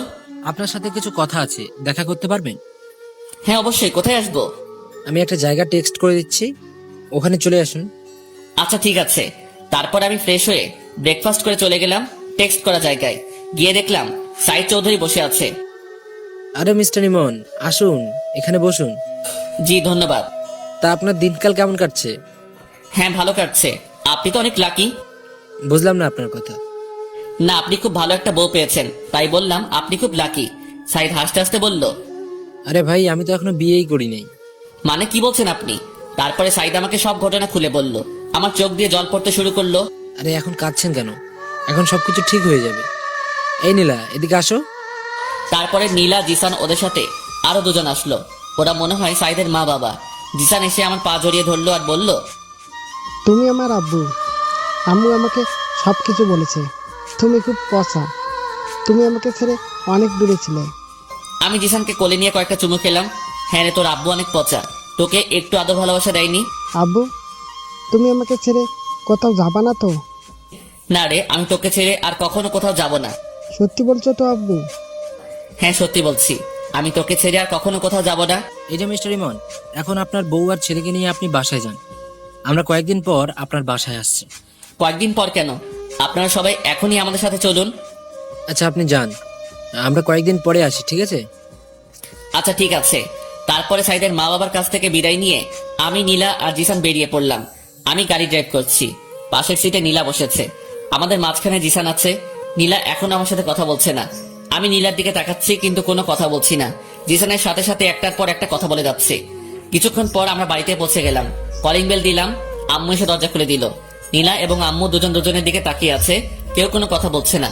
নীলা সরাসরি গিয়ে আম্মুর পা জড়িয়ে ধরলো আর বলল, আম্মু, তুমি আমাকে ক্ষমা করে দাও। আম্মু কিছু বলছে না, কথা বলার ভাষা হারিয়ে ফেলেছে। আম্মু এবং নীলা দুজনেই কান্না করে চলেছে। একটু পর জান্নাত আর আব্বু আসলো। নীলা আব্বুর পা জড়িয়ে কান্না করতে লাগলো। তারপরে নীলা সবকিছু খুলে বলল, এতদিন কোথায় ছিল, কি করছিল। তারপরে জিসানকে নিয়ে সবাই মাতামাতি শুরু করে দিল। একবার আম্মুর কোলে, একবার আব্বুর কোলে, একবার জান্নাত নিয়ে টানাটানি করছে। কখন কোন দিকে যাচ্ছে কিছুই বোঝা যাচ্ছে না। তারপরে আব্বু চাচা আর চাচিকে ফোন দিয়ে আসতে বলল। আব্বু বলল সারপ্রাইজ আছে। ইমন, তুই নীলাকে নিয়ে উপরে যা, আর দাদু ভাই আমার কাছে থাকবে। তারপরে আমি আর নীলা ওপরে গেলাম। উপরে গিয়ে আমি নীলাকে জড়িয়ে ধরলাম। এই পিচ্ছি, তুই এতদিন আমাকে ছেড়ে কিভাবে থাকতে পারলি? এই শোনো, এখন আমি আর পিচ্ছি নেই। আমি এখন অনেক বড় হয়ে গেছি। তাই তো দেখছি, তুই অনেক বড় হয়ে গেছিস। শোনো, এখন আর তুই করে বলবে না, এখন থেকে আমাকে তুমি করে বলবে, ঠিক আছে? আচ্ছা ঠিক আছে। জানো তোমাকে ছাড়া থাকতে আমার কত কষ্ট হয়েছে? হ্যাঁ বুঝতে পেরেছি। তুমি আমার সাথে যে সেদিন রাতে ওভাবে ওসব না করলে এসব কিছুই হতো না। আমিও তোমাকে ভালোবেসে ফেলেছিলাম, আস্তে আস্তে তোমাকে মেনে নিতাম। সেটা বুঝতে পেরেছি। তুমি এতদিন আমার জন্য অপেক্ষা করছো। তুমি অনেক কষ্ট সহ্য করেছো। তুমিও তো আমার জন্য অনেক কষ্ট সহ্য করেছো। হঠাৎ জিসান এসে আব্বু বলে ডাক দিল। কি হয়েছে আব্বু? তুমি আমার আম্মুকে জড়িয়ে ধরে কি করছিলে? কই, কখন জড়িয়ে ধরলাম? না, আমি দেখেছি। না, তোমার আম্মু পড়ে যাচ্ছিল তাই তোমার আম্মুকে ধরেছি। ও, তাহলে ঠিক আছে। তারপর আমি জিসানকে কোলে নিয়ে গল্প করতে শুরু করলাম। দুপুরে লাঞ্চ করে এসে আমি, জিসান, নীলা তিনজন শুয়ে দুষ্টামি করছি। এভাবে দুষ্টামি করতে করতে বিকেল হয়ে আসলো। কিছুক্ষণ পর জান্নাত এসে বলল, ভাবি গ্রাম থেকে তোমার আম্মু আব্বু এসেছে। নীলা দৌড়ে ওর আম্মু আব্বুর কাছে গিয়ে ওদের পা জড়িয়ে ক্ষমা চাইতে লাগলো। নীলাকে পেয়ে ওর আম্মু আব্বু ভীষণ খুশি। আর খুশি হবে না কেন, একমাত্র মেয়ে বলে কথা। প্রত্যেকটা মা বাবা তার মেয়েকে খুব ভালোবাসে। তারপরে আমরা সবাই গল্প করতে করতে রাত হয়ে আসলো। রাতে সবাই একসাথে ডিনার করে নিলাম। রাতে আমি, নীলা আর জিসান রুমে বসে আছি। এমন সময় জান্নাত আসলো। জিসান, আজকে তুমি আমার সাথে থাকবে। কেন আন্টি? আজকে আমি আমার আব্বুর সাথে আজকে তো তোমার আব্বুর সাথে থাকা যাবে না। আজকে তোমার আব্বু আর আম্মু একসাথে থাকবে। হ্যাঁ জিসান, তোমার আন্টি ঠিকই বলেছে। আজকে তোমাকে আমাদের সাথে নেব না, কাল থেকে তুমি আমাদের সাথে থাকবে। আচ্ছা আম্মু, তুমি যখন বলছো তাহলে আমি আন্টির সাথে থাকবো। তারপরে জিসান আমাকে আর নীলাকে কয়েকটা চুমু দিয়ে ওর আন্টির সাথে চলে গেল। নীলা গিয়ে রুমের দরজা আটকে দিল। নীলা আমার দিকে তাকাচ্ছে আর মুচকি হাসছে। হাসছো কেন? শোনো, আমার আরেকটা বেবি লাগবে। ও মা, আরেকটা? হ্যাঁ, আরেকটা। এবার একটা মিষ্টি মেয়ে লাগবে। তোমার মিষ্টি মেয়ে লাগবে, তাহলে আমাকে বলছো কেন? ওই, তুমি জানো না তোমাকে কেন বলছি? না, আমি তো জানি না। দেখো, নাটক করো না। আচ্ছা ঠিক আছে। তারপরে আমি নীলাকে বিছানায় শুয়ে দিলাম। আমি আস্তে আস্তে নীলার কাছে গেলাম। নীলাকে কিস করতে শুরু করলাম। নীলার গালে, মুখে, গলায় কিস বসাতে শুরু করলাম। শুধু কি কিস করলে হবে নাকি অন্য কিছু করবে? এত ব্যস্ত হচ্ছ কেন? আমার এক্ষুনি লাগবে। আচ্ছা ঠিক আছে। তারপরে আমি নীলার ড্রেস খুলে, আপনারা কি শুনছেন? হ্যাঁ, আর কিছু শোনার নেই। তারপরে আমি আর নীলা সুখের সাগরে ভাসতে থাকলাম, যেখান থেকে আর কখনো ফিরে আসবো না। এইভাবে আমাদের সুখের জীবন কাটতে থাকলো। সমাপ্ত। প্রতিদিন ভালোবাসার নতুন নতুন গল্প পেতে চ্যানেলটি সাবস্ক্রাইব করে পাশে থাকা বেল বাটনে ক্লিক করুন।